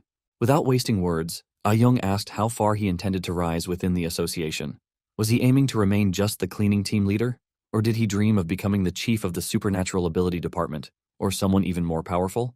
Kim pretended not to understand. Ah-young clarified that if he aimed for a higher position, she might be able to help him, perhaps even in taking the general manager's seat from Min Cheol-soo. She explained her discontent with the current hierarchy. The cleaning and support teams were always looked down upon by the headquarters, treated like trash. But then Kim arrived, shaking the very foundation of the association. She found him intriguing from the moment he stepped onto the scene. Kim summarized her proposal bluntly. She wanted him to take over the headquarters with support from her team. Ah-young softened the words, suggesting she only meant to help him expand his influence. They locked eyes for a moment, understanding the weight behind their conversation. She then posed a critical question. Did he really think just the cleaning team and an outcasted strategy team would be enough? Wouldn't it be better to have more allies? She assured him that the support team's help would be substantial. Minju interrupted, questioning whether Ah-young had the authority to speak on behalf of the entire support team. Ah-young confidently replied that she could manage it. Kim then asked just how far this help could go. Ah-young responded that they could provide everything, from manufacturing equipment to intensive care, an offer likely more appealing to the strategy team than the cleaning team. Kim pondered her confidence. Despite not being the support team chief, she carried the weight of her father's influence. Executive Director Doo-sik Lee, one of the few powerful figures in the association. Ah-young had climbed ranks quickly and alongside her father became a strong force within the organization. But their reign wouldn't last. Within 5 years, Doo-sik Lee would be dismissed after falling out of favor while attempting to reform the headquarters. After his downfall, Ah-young would lose her authority and end up working as Kim's secretary, slowly losing her essence and becoming a shadow of her former self. Kim wondered if her offer was truly hers, or part of Doo-sik Lee's long-term scheme. If things went wrong after accepting it, the cleaning and strategy teams could be wiped out entirely. With that thought, Kim stood up and politely declined the offer. Ah-young, clearly surprised, asked for a reason. She hadn't demanded anything in return, only for him to continue his act. Kim calmly replied that while he would keep up his act, he didn't want help from anyone. Ah-young asked if it was about his ego or if she had offended him. Kim, still unsure of her role in his past life's death, felt it was too early to fully trust her. He clarified that it wasn't ego or offense. He simply wasn't chasing some grand purpose like overturning the association or stealing positions of power. He just wanted to keep cleaning. Hearing this, Ah-young was left stunned and speechless. Kim arrived at the dungeon site and rejoined his team at work. Seeing him, the team members looked relieved and happy. Park turned to him and asked if they should dive right into work. Kim looked around and asked about Sang-hyuk's whereabouts. Park informed him that Sang-hyuk was on vacation starting today. This surprised Kim, and he asked if Sang-hyuk was unwell. Park explained that Sang-hyuk had gone to pick up his older sister, who had just arrived in Korea. She was a hunter affiliated with the International Association and had entered the country because of an unspecified situation. Since she was the only family Sang-hyuk had, Park had encouraged him to take as many days off as he needed. Hearing this, Kim reflected silently. A cleaner with a sister working as a hunter for the International Association must have faced his own struggles. He then confirmed that only the 3 of them would be handling the duties for the week. Park chuckled, mentioning that it was about time Sang-hyuk took a break, and suggested they begin the cleaning job at double pace. Inside the dungeon, the team got to work, performing their routine cleaning tasks. As they worked, another person stood silently among them, observing and taking notes. Once the job was done and they began to head out, they noticed the stranger following them. All 3 turned back, surprised, asking who he was. Someone even admitted to mistaking him for Sang-hyuk all this time. The man laughed and introduced himself as Sang-chan Koo from the Center Daily News. He announced that he would be covering a story on Cleaning Team 3. Kim expressed confusion, noting that they hadn't received any notice regarding a news article. Sang-chan explained that he had been granted direct permission from the headquarters, though it had taken some effort to get it. Kim questioned the sudden interest in covering their team. Sang-chan clarified that it was due to the official statement released the previous day. Public curiosity about the cleaning team had surged, especially with rumors suggesting that they were the real deal and received special attention from the association. However, most people had no idea what their work actually entailed, and that's why he believed this was the perfect opportunity to highlight their contributions through a feature article. Soyeon saw the benefit in gaining public recognition and even suggested that this might attract new recruits. Park, on the other hand, expressed concern. Their work wasn't something that most people found appealing, and he feared it might push people further away. Kim agreed with Park's point. Suddenly, an idea struck Kim. He asked Sungchan whether job-specific articles ever led to a rise in applicants. Sungchan replied that while such articles could temporarily attract people, it wasn't always desirable. It might lead the public to think the job was easy and open to anyone. He assured Kim that he would avoid creating that impression. To his surprise, Kim laughed and told him to go ahead and make it seem as easy as possible so that people believed it was totally doable. As long as Sungchan promised to keep that tone, he was free to write whatever he wanted. Excited, Sungchan confirmed and promised to make it sound so easy that even kids would want to do it. Kim smiled to himself, thinking that Min Cheol-soo's weak schemes would never work against him. Back at the office, Soo-young questioned Min Cheol about the decision to allow media coverage of the cleaning team. He worried that the team might gain even more influence. But Min Cheol dismissed the concern, confident that it wouldn't happen. According to him, their job involved dismembering monsters in toxic dungeons and cleaning up unknown blood. Hardly the kind of thing that would win public favor. Soo-young agreed, acknowledging Min Cheol's far-sighted thinking. Min Cheol admitted that his intent behind approving the article was simply to remind the cleaning team of their low status. Suddenly, Min Cheol paused and asked if he had ever mentioned the news article to the cleaning team. Kim and his team were heading back after completing their dungeon cleaning work, while reporter Sangchan continued to chatter nonstop. The constant talking had started irritating everyone around him. Kim, in his thoughts, grew increasingly frustrated, wondering when the man would finally stop. He knew that if it weren't for the skill he was waiting to unlock, Sangchan wouldn't have lasted this long. Still, Kim reminded himself that he needed the new recruit that might come from this upcoming article. As the team reached the corpse of a boss monster, Sangchan was taken aback by the sheer sight of it. Kim, grinning at the fresh kill, pulled out his knife with excitement. For him, this was the part he truly enjoyed, disassembling monsters. He invited Sangchan to try it, but the reporter was stunned at the thought. The team then got to work, cutting into the beast with expert precision. Sangchan, unable to handle the scene, went completely silent and collapsed to the floor in shock. Park and Soyeon warned him in a slightly eerie tone to be careful, reminding him of the dangers of the dungeon. Moments later, Sangchan fainted on the spot. Kim glanced at him and realized that so much for hoping the article would be any good. Sometime later, Sangchan had recovered and was scribbling notes for his report. He confirmed the details he'd learned. The team was understaffed, had only 2 hours to clean each dungeon, and was often assigned 3 to 4 dungeons per day. On top of that, they weren't even allowed to use the cafeteria until recently. Hearing all this, Kim tried to defend the job, saying it became manageable with time. But deep down, he knew he had to come up with something fast. Something that made the role of a dungeon cleaner sound more appealing. At that moment, Park reminded Kim that it was his first payday. This immediately gave Kim a new idea. If not the work, maybe the money could attract interest. Even if the job was tough, perhaps the salary could bring in some candidates. Especially with the bonus from the joint operation, the amount might look decent enough. Curious, Kim checked his phone. He had worked 300 hours that month, yet his total pay, including the bonus, was only 3.5 million won. The realization hit hard. It was merely 1% of what he used to earn as a hunter. Meanwhile, Park appeared satisfied with the payout, saying it was more than expected. Soyeon agreed, noting that the bonus helped. Looking at Sangchan, Kim could tell exactly what he was thinking. The reporter's expression said it all. No one would want this job for such a small paycheck. Kim realized that if he didn't act now, even the most desperate people wouldn't apply after reading the article. With a sudden burst of confidence, Kim mentioned that only half the pay had been deposited and that their team was paid weekly, not monthly. Both Park and Soyeon were shocked by the claim, but Sangchan seemed convinced, saying that now it all made sense. Kim backed up the statement confidently, implying that the pay added up to about 7 million won per month. Sangchan was impressed and noted that such a figure exceeded the average salary from major companies. That kind of money was sure to attract public attention. As Sangchan smiled, Park leaned in and questioned Kim's reasoning. Soyeon reminded him that they couldn't lie about their salaries. Park added that if people found out the truth, they'd never manage to get new recruits. Soyeon urged Kim to admit he was joking. But Kim, without hesitation, stated that he was telling the truth. Inside his office, Min Cheol was on a call with Soo-young, expressing his frustration. He declared that he was done with the cleaning team, calling Junwoo Kim a pure nutjob. According to him, Kim had no purpose or cause and was only surviving thanks to the chairman's backing. He admitted he couldn't figure Kim out. Soo-young suggested maybe Kim was doing it for the sake of the cleaning team. But Min Cheol dismissed the idea, finding it absurd that anyone would go to such lengths for a good-for-nothing cleaning crew. He insisted it was best to stay away from someone so unpredictable and swore he would never cross paths with Kim again. Just then, Kim entered the office. Surprised, Min-cheol asked what brought him in. Kim calmly said he needed a raise. Min-cheol, baffled, reminded him that it had only been a month since he joined and that his contract as a temporary employee hadn't expired yet. Still, he asked how much more Kim wanted. Kim replied that he wanted double the pay. The request angered Min-cheol. He questioned Kim's reasoning, pointing out that his current pay was already higher than most temporary workers. Kim admitted the numbers weren't bad, but argued they weren't enough for the level of work required. Min-cheol, after a moment, agreed that Kim's case seemed reasonable.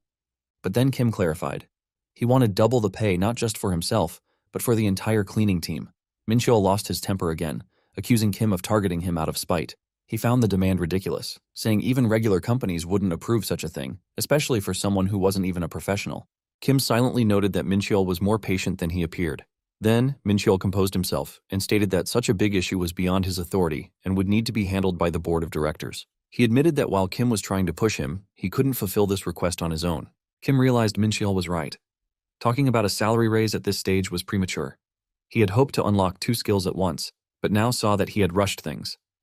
Just then, the executive director stormed into the office, angrily questioning Min-cheol about scheduling all the subjugation work for Operation Team 1. He stopped upon noticing Kim and acknowledged his presence with a smile. Kim excused himself, saying he was about to leave. The director smiled and let him go, but called out to stop him. Approaching Kim, he took a selfie with him and introduced himself as a fan. He confirmed Kim's identity as the cleaner from Cleaning Team 3 and compared meeting him to how his daughter must have felt as a celebrity fan. Kim recognized him as Executive Director Doo-sik Lee, still a powerful figure in the association. Though he had tried to avoid him, it seemed inevitable. He was surprised to learn that Ah-young, the director's daughter, was once a die-hard celebrity fan. Curious, Kim asked how the executive director knew about him. Doo-sik explained that Kim was quite popular in the headquarters.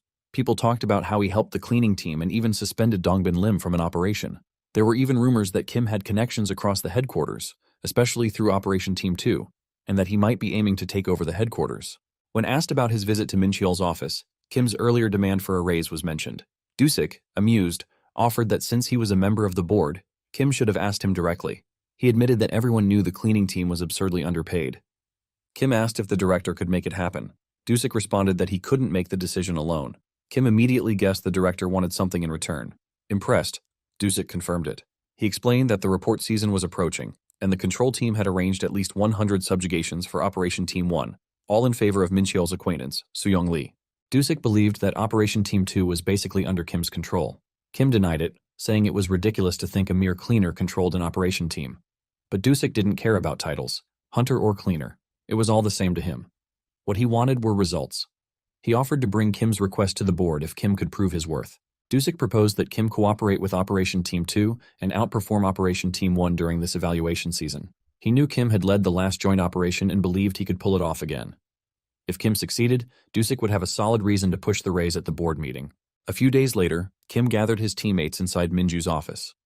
Minju asked what the call was about. Kim casually stated that it was nothing serious, but since it was evaluation season for the operation teams, starting today, Operation Team 2 would be working together with the cleaning team to aim for first place. Junwoo Kim asked Minju how the preparations were going. Minju, visibly nervous, admitted that things weren't going well. Meeting the quota was already overwhelming, especially with Team 1 enjoying the full support of Min Cheol-soo and Team 3 having recruited freelance hunters. Kim expressed his expectations clearly. He wanted them to give a strong performance this season. They had his full support, and everything was already planned. It was their chance to prove everyone wrong and show that they weren't the outcasted, worthless team people believed them to be. He asked if they were in. Minju, relieved and excited, agreed without hesitation. The other hunters also responded with firm support, saying there was no reason to refuse help from Junwoo Kim. Kim acknowledged their response with approval. He explained that the evaluation period took a toll on the cleaning teams too. They were the ones who cleaned up after the subjugated dungeons, and it wasn't just about the number of subjugations. What truly mattered was that the work was done systematically. For what they were about to do, perfect coordination between the operation and cleaning teams was essential. Minju realized that it was going to be a joint operation between both teams. Kim then revealed that there was another team involved, one he hadn't mentioned yet. At that moment, Ah-young entered and confronted Kim. She reminded him that the last time they spoke, he had coldly rejected her offer. She made it clear that she wouldn't have bothered coming if it were anyone else. A ship that had already sailed didn't return for nothing. Kim quietly acknowledged her words. Ah Young warned him that she held grudges. Kim reflected internally, knowing that this operation couldn't be carried out by just the operation and cleaning teams. That was why he had to swallow his pride and ask Ah Young Lee for help. With a smile, Ah Young lightened the mood and asked how she could help. Kim laid out the plan. If other cleaning teams delayed their work, there would be no choice but to reduce the number of subjugations, and that would be their opportunity. They had to use every method possible to get ahead. The support team needed to provide A+ level or higher weapons, consumables, and hunters. These needed to be checked and maintained every 2 days. A command system had to be set up to manage all movements. Additionally, the cleaning team required a plasma cutting machine. Ah Young was surprised by the complexity of the plan. She questioned why he was going to such lengths just to achieve an adequate rank. Kim made his intention clear. He wasn't aiming for an average rank. He refused to lose to a useless team leader who lacked operational knowledge or to others who believed that numbers guaranteed success. His goal was to secure first place. Ah Young then revealed that the control team had leaked all information about dungeon appearances to Team 1. Even if they joined forces, they couldn't surpass the advantage of that knowledge. But Kim told her not to worry. Ah Young pointed out that they had no information about the date, time, or location of dungeon appearances. Kim responded confidently, saying he had the senses for that. A dungeon was about to appear at any moment. Ah Young was confused by what he meant by senses. Suddenly, the reporter interrupted the meeting, surprising Kim. He asked him how long he had been standing there. The reporter questioned whether the cleaning team usually led joint operations of such scale. Kim thought to himself that probably they didn't. Moments later, a strange sound caught everyone's attention. Kim announced that this was the dungeon he had mentioned earlier. Those who wanted to join were welcome, and those who didn't could leave. He instructed the support team to prepare the equipment immediately. The scene shifted to the support team's base, where Ah Young instructed her team to make full use of surveillance cameras to prevent path conflicts. She inquired about the cutting machines and weaponry status. A team member nervously reported that they were running low on materials and suggested halting equipment production. Ah Young reminded them that any delay on their side would disrupt the other team's plans. She asked if they had contacted the Material Control Office. The team member replied that they had, but the office claimed to be short on supplies too. Ah Young shouted in frustration, refusing to believe their excuse. She accused them of hoarding supplies for another team. If they didn't cooperate, she ordered her team to take the materials by force if necessary. Minju's secretary hesitated and asked if this was the right thing to do, warning that Team 1 would surely notice. Ah Young responded with determination. Team 1 had cheated them for too long with the help of headquarters. She would take full responsibility. The plan had to move forward. They couldn't miss this one chance to strike back at Min Cheol-soo and Soo-young Lee. Inside the dungeon, the scene shifts to a chaotic battlefield where countless skeletons and their formidable boss confront the hunters. Among the threats stands a towering iron skeleton, posing a serious challenge. Kim instantly recognizes the danger, noting how this foe rivals the last giant ogre in strength. He instructs his team to strike the beast with a single blow skill aimed at the cartilage in its neck, while he himself targets one of the larger skeletons.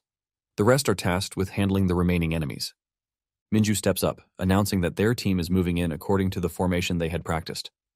Without hesitation, one hunter darts forward, crouching and extending his hand. Minju uses this as a springboard, placing her foot on the hunter's hand as he launches her into the air. Simultaneously, the other hunters unleash support attacks on the giant skeleton. Mid-air, Minju activates her sword skill, slashing through the monster's neck in one swift, precise motion.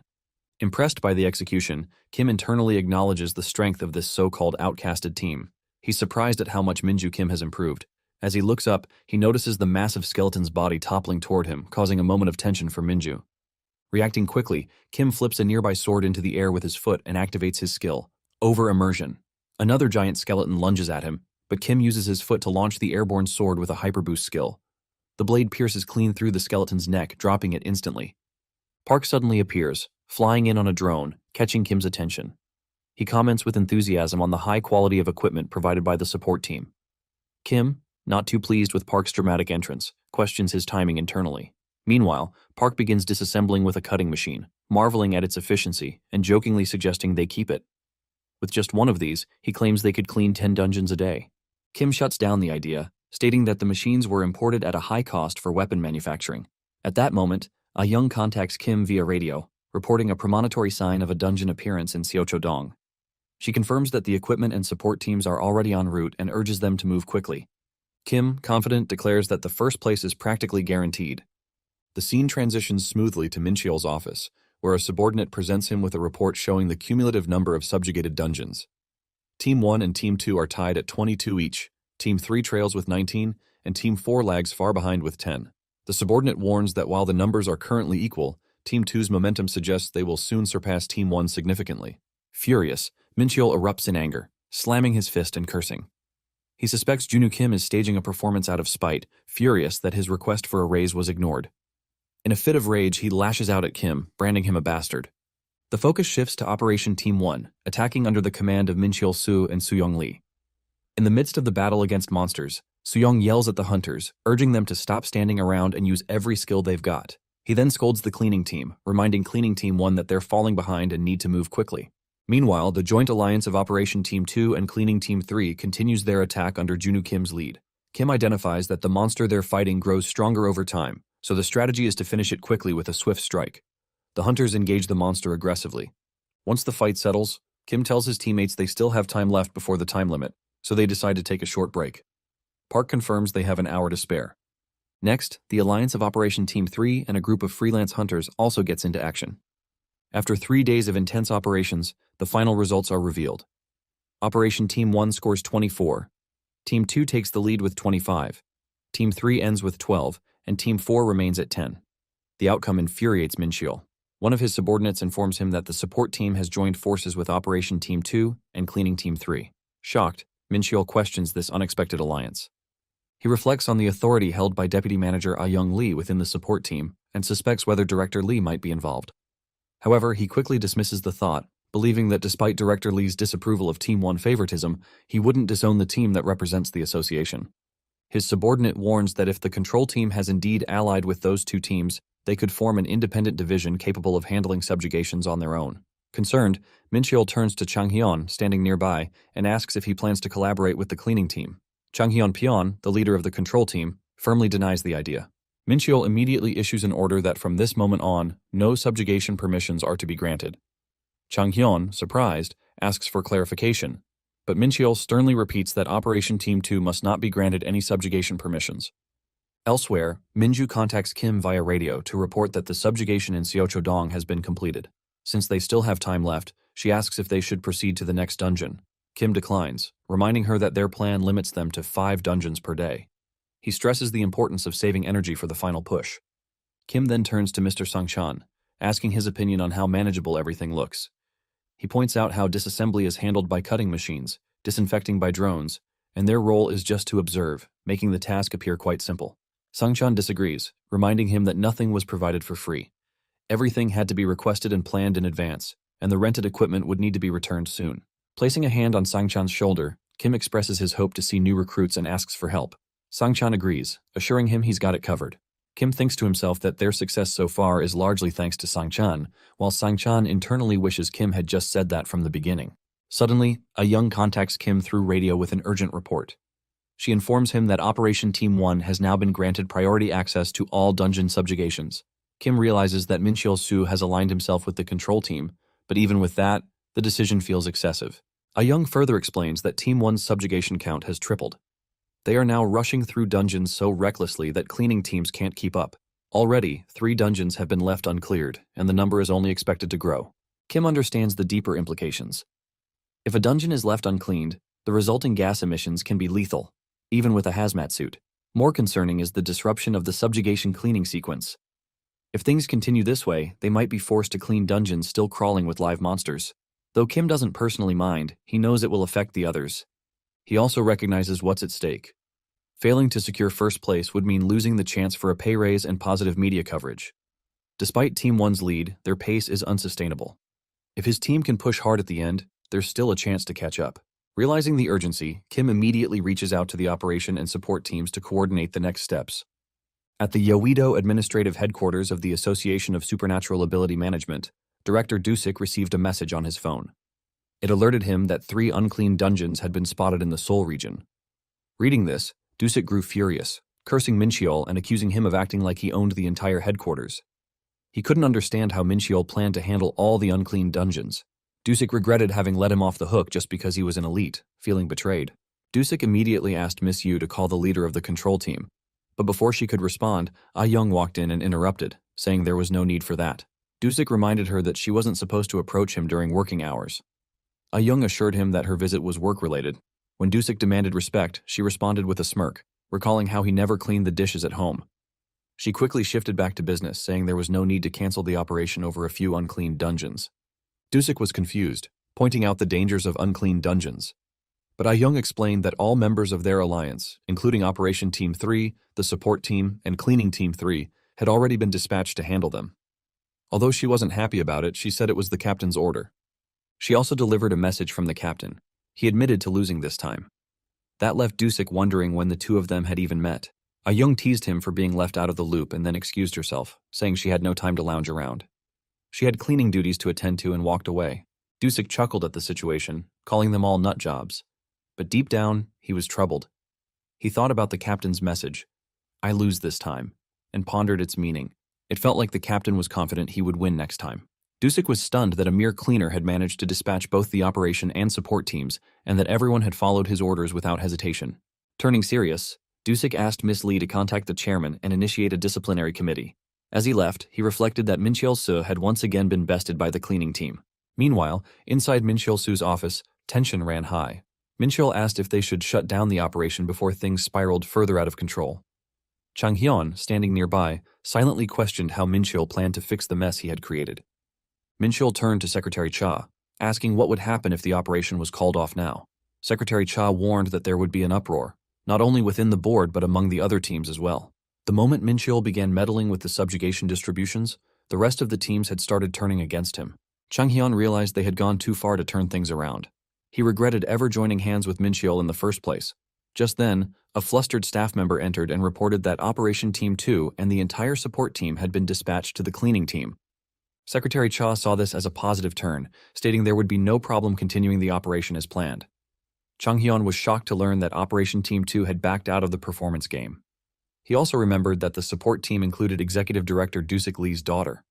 Secretary Cha insisted it was a blessing in disguise. With Operation Team 2 out of the way, first place was now within their reach, and they wouldn't have to deal with the unclean dungeons. But Chang Hyun panicked. To him, this wasn't a blessing at all. It meant they had lost their only chance to make things right. The scene shifts to the cleaning team hard at work. Young, assisting alongside them, struggles and wonders why the material is so difficult to cut through. Minju calmly advises her not to force it, suggesting that she should slice along the texture instead.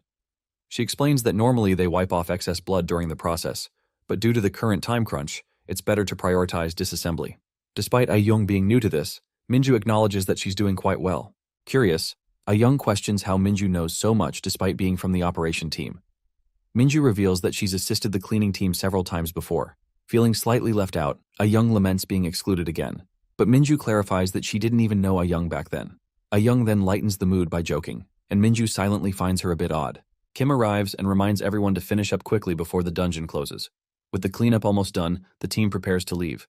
As they walk, Minju notices something off and asks Kim if something's wrong. Kim admits feeling guilty. He had promised to lead the team to first place but had to go back on his word, and now he feels bad for putting them through so much.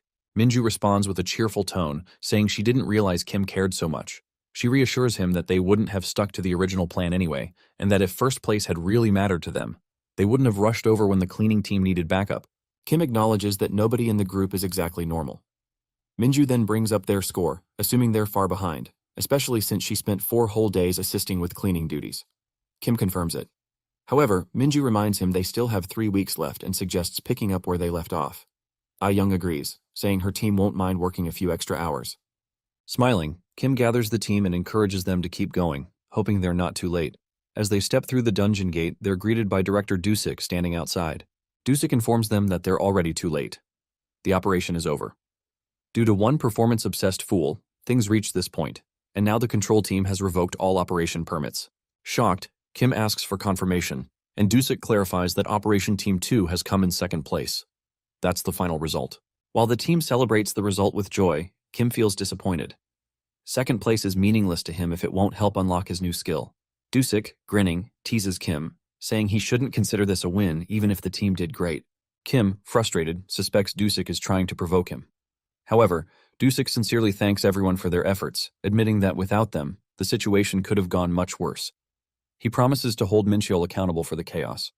Placing a hand on Kim's shoulder, Dusik tells him they need to talk, asking him to visit the office when he gets a chance. Kim, however, already knows what this is about.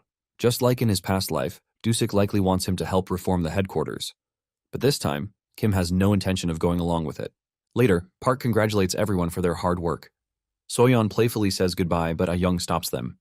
She insists that no one should leave on an empty stomach and suggests they all go out for a staff dinner. The group cheers in excitement. Park and Soyeon invite Kim to join them, reminding him not to back out this time. Kim agrees to come along. That night, the team enjoys their time together, eating and drinking as they celebrate. Watching the lively scene, Kim thinks to himself that he probably shouldn't have come after all. After the incident, a disciplinary committee was formed. Soo-young Lee admitted he helped with the subjugation but claimed he was unaware of any favoritism toward Team 1. His defense worked, and he walked away with just a warning. Min Chil-soo gave an even more absurd excuse, saying he favored the elite Team 1 to uphold the association's reputation, but claimed he never expected the control team to take it too far. He received a pay cut, and even though it was minor, the fact that the general manager himself faced such a penalty showed how little Dusik Lee cared about the consequences. The leader of the control team was also reprimanded and, unexpectedly, sent Kim a personal apology. Eventually, the entire issue was resolved and brought to a close. Later, Kim met with Ah-young. She confronted him, frustrated that she still hadn't received any compensation for helping during the operation. Kim reminded her that she seemed to have volunteered purely out of goodwill. But Ah-young sharply pointed out that he had practically begged her for help and promised anything in return. When Kim cautiously asked if this had anything to do with Executive Director Dusik Lee, she denied it, though it was clear she hadn't yet mentioned that Dusik was her father. Kim, already aware from the staff dinner, responded nervously. The conversation then shifted. Ah-young revealed that the headquarters was re-evaluating its view of the cleaning team. Kim assumed this was due to their interference in the operation team's work, which led to Team 2 landing second place. But Ah-young explained it was actually the opposite. The cleaning team had become a subject of envy. Their second-place finish and the sheer dedication they showed despite giving up performance points had made a strong impression on the association, which had long prioritized numbers. It seemed to her like Kim had planned everything from the beginning, but he didn't understand what she was trying to imply. Ah-young then shared that a new cleaning team would soon be formed. The incident had made the association realize the true value of the cleaning division. Talks of personnel transfers had already begun. Her condition was simple. Kim had to recruit people suitable for the soon-to-be-formed Cleaning Team 6. Kim questioned her authority, to which she revealed that hiring a few new recruits could be done by the team leader, and Kim had just been promoted to that very role. Kim was shocked. He couldn't understand how a rookie of just 2 months could be promoted to team leader, especially while someone like Mr. Park was still around. He questioned the association's discipline. Ah-young, unfazed, explained that Mr. Park would be promoted to the newly created position of Cleaning Team Manager. This shift had clearly been orchestrated by Dusik Lee. She even mentioned they had initially considered offering Kim the manager position, but knowing he'd refuse, they dropped the idea. Internally, Kim didn't dislike the idea of becoming a team leader. It aligned with his long-term goal of unlocking new skills, though he found the position to be quite a hassle. He then asked what personal stake Ah-young had in the recruitment process. She brushed it off, saying it didn't matter to her, but suggested it would be fun to have interesting people on the team. Quoting a saying about talent recognizing genius, she advised Kim to keep an eye out for capable individuals, whether from private guilds or off the streets. Kim, however, felt there was no need for such efforts. He had already arranged for a reporter who once covered their team to write an article that made the cleaning job sound effortless. He believed that once it was published, applicants would start lining up. Ah-young burst his bubble, revealing that the article had already been released. Surprised, Kim quickly checked his phone and was furious, realizing he hadn't been informed as promised. Kim came across an article that left him fuming with rage. It painted a picture of the dungeon cleaning team, once viewed as mere post-battle janitors, in a whole new light. The article described them as the frontliners of the association, those who cleaned after dungeon subjugations for greater efficiency. It highlighted how the cleaning team disassembled monster carcasses, managed toxic byproducts, and worked daily in dangerous conditions, risking exposure to poison and toxic gas. The piece emphasized the severe staff shortage, intense workload, and exhausting hours, portraying the job as one of the most demanding. But even more surprising was the revelation that their role extended far beyond just cleaning. With the strategy team undergoing evaluation, the workload had spilled over, and Junwoo Kim from Cleaning Team 3 had taken charge, leading a joint operation. The article claimed that the cleaning team didn't just support, they coordinated. They collaborated with all departments, prioritizing efficiency and stability, and were now seen as the heart of the association, the true strategy and planning team. Despite the low wages, the article insisted that exceptional abilities were required for the job. It declared the cleaning team as the association's front line, with Junwoo Kim's leadership and camaraderie becoming a source of inspiration. The article praised him as a man of character, a true leader of this era. Reading this, Kim's anger boiled over. Without a second thought, he texted Kim Sang-chan, demanding an explanation for the article. In response, Sang-chan simply sent a heart emoji. Ah-young, observing the situation, casually commented that the article turned out better than expected. She pointed out how public opinion had shifted, with people now calling the cleaning team the special operations team. Those who once scorned them had begun to see their true worth. However, she added that despite the glowing praise, no one had applied to join the cleaning team yet. The job was still described as extremely demanding and low-paying, so it wasn't surprising that no new applicants had stepped forward. Kim, overwhelmed with frustration, shouted out in rage. Meanwhile, in another part of the association, Soo-young was shocked to hear that Junwoo Kim was being promoted to team leader. Min-cheol confirmed it, revealing that a new managerial position was being created for the cleaning team. Soo-young, stunned, wondered who had enough power to make such a move, to which Min-cheol replied that it was Executive Director Doo-sik Lee himself. Min-cheol explained how this decision had stirred a headache for the leadership. Regardless of who would be officially appointed as cleaning team manager, Junwoo Kim would still hold the real authority. The only possible exception, he noted, would be the newly formed Cleaning Team 6. He revealed plans to replicate the success of Team 3 for this new unit. The strategy was to plant a more capable leader, someone from their own side, just as Junwoo had supported Min-joo Kim to grow her influence. They aimed to do the same, but on a larger scale. According to Min-cheol, this new cleaning team would help them regain influence within the association. Soo-young reminded him of his previous claim that he wouldn't interfere with the cleaning team again. But Min-cheol insisted that this wasn't interference. He merely intended to recruit a competent leader. Executive directors Cheol-sik-song and Yoon Young-go had also shown interest in the new cleaning team's leadership role. In fact, they had already begun reaching out to private guilds to scout talented individuals. Soo-young thought about the implications. Planting someone from their side in the cleaning team seemed risky, but not unreasonable. Other teams, Operation Team 2, the support team, and the control team, were already scrambling to align themselves with the cleaning team. At this pace, a new division could form that would surpass the central headquarters in power. For now, everything hinged on who would be selected as the leader of Cleaning Team 6. That decision could shift the foundation of power within the association. Min-cheol, placing a hand on Soo-young's shoulder, instructed him to start searching for freelance hunters in the Gyeonggi-do region. He promised to do his part. Soo-young asked if there were any specific qualifications for the role. Did candidates need experience in cleaning? Min-cheol dismissed the concern, saying the task was simple and required no formal qualifications. All they needed was someone experienced in operations with a high rank. Soo-young, still cautious, asked what would happen if Junwoo Kim showed interest in the new team. Min-cheol confidently responded that it wouldn't matter as long as they found someone more qualified. He belittled Junwoo's experience, calling him a rookie fresher than salad, and doubted his ability to recruit anyone significant. But he emphasized that they couldn't let Junwoo win this time. As these thoughts raced through Soo-young's mind, his eyes caught something unusual: cigarettes lying on the floor. It was the first time he'd seen Min-cheol smoke in 4 years. Kim lay comfortably while sipping tea, finally enjoying some peace now that the evaluation period had ended. He silently cherished the moment, having missed slacking off. Nearby, Min-joo watched him closely, wondering why he was lounging there and assuming he might not have anyone to spend time with. Noticing her stare, Kim asked why she was looking at him that way. Just then, a notification appeared on his phone. Reading it, he learned that a newbie of just 2 months had been promoted to team leader. He knew this would surely stir things up among the others.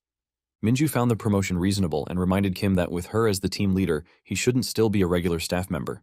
Kim disagreed, pointing out that organizations didn't work that way. Min-joo then asked about the new recruits for Cleaning Team 6. Kim replied casually that he was handling it.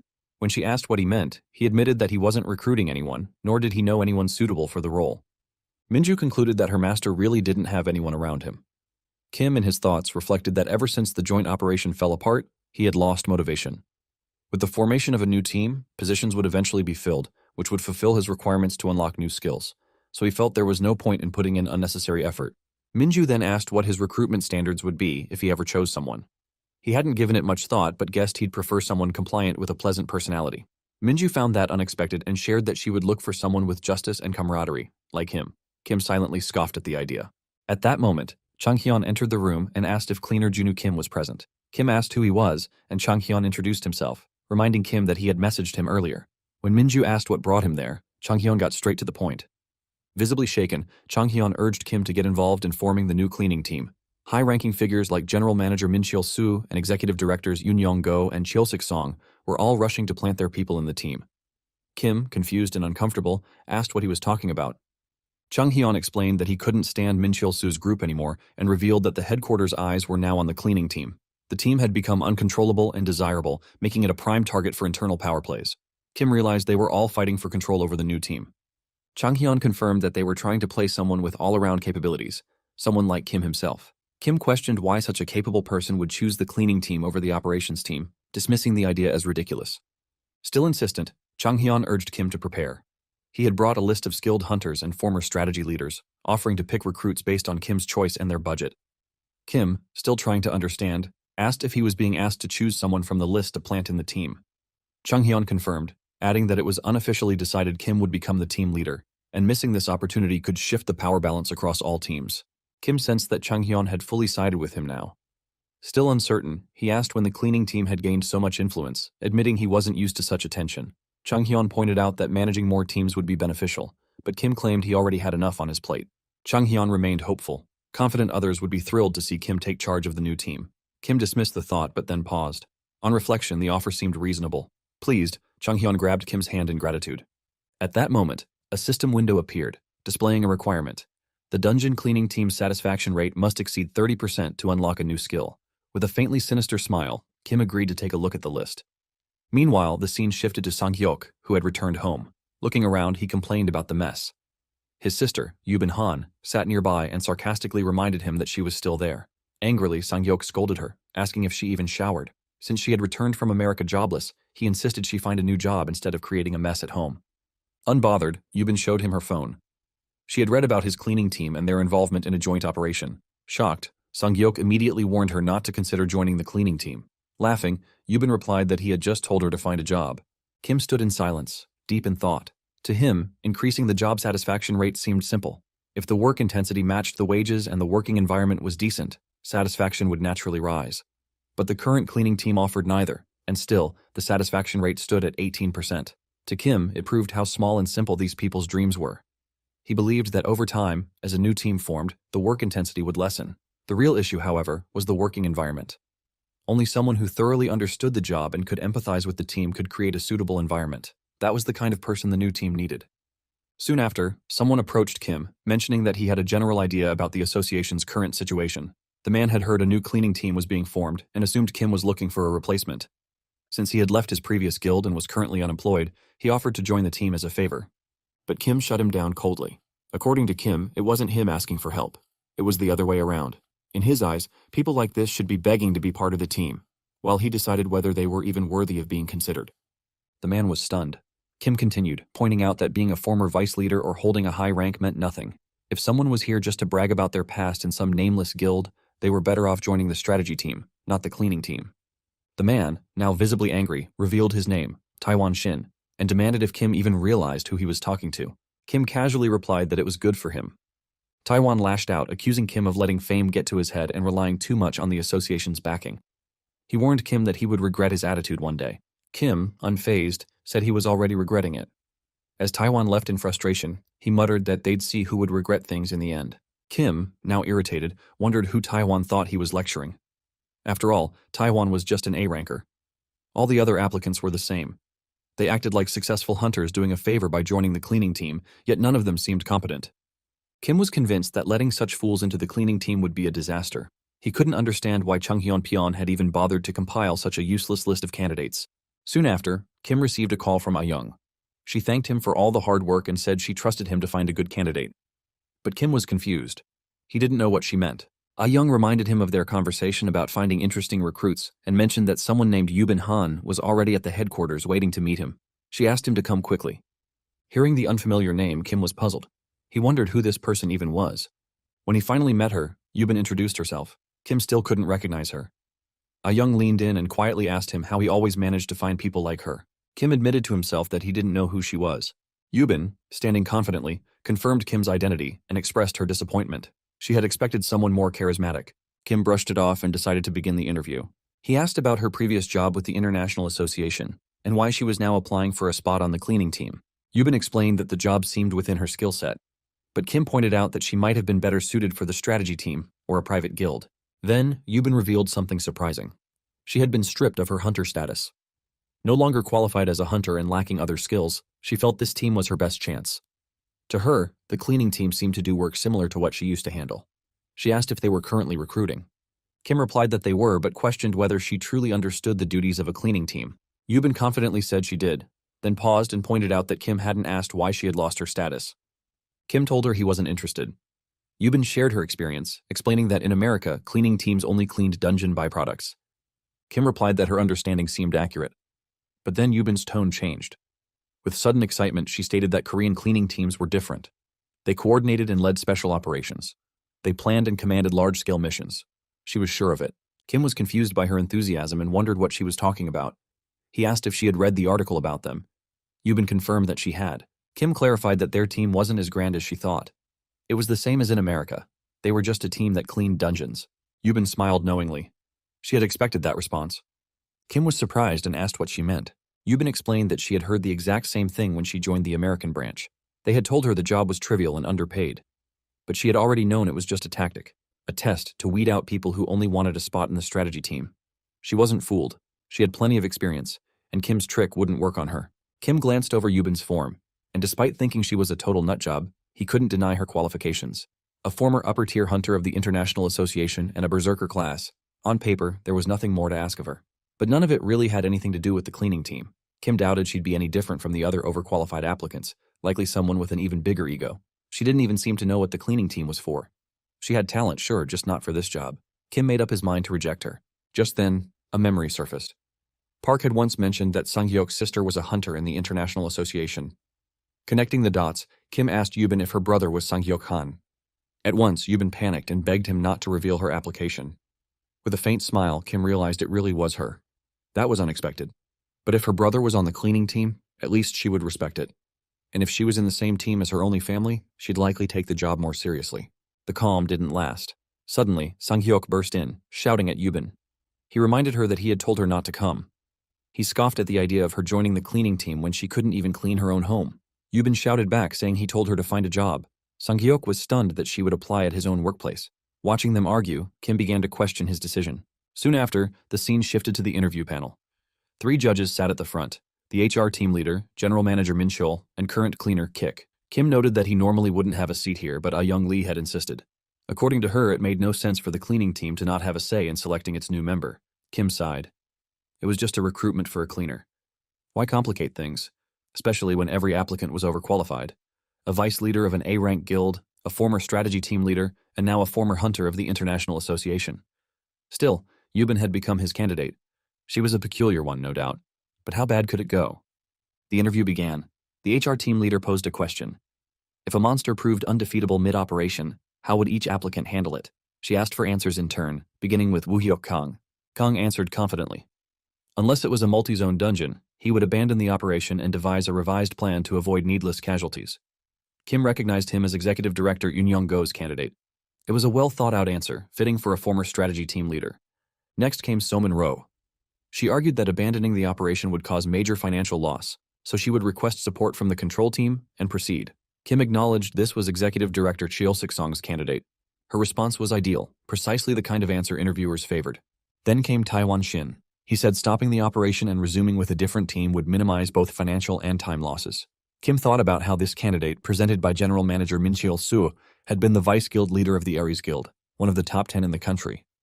Now a freelance hunter, Taiwan's answer was practically textbook. Kim figured Min Cheol wouldn't have missed the chance to bring him in. Finally, it was Yubin's turn. Min Cheol immediately assumed she was Kim's pick, while the HR team leader recalled her as the former hunter of the International Association. Kim sat back and wondered what her answer would be. Yubin replied that discovering mid-subjugation that a monster couldn't be defeated meant the operation had already gone wrong. She added, without hesitation, that she would rather slit her throat than suffer such embarrassment. The room fell into a stunned silence.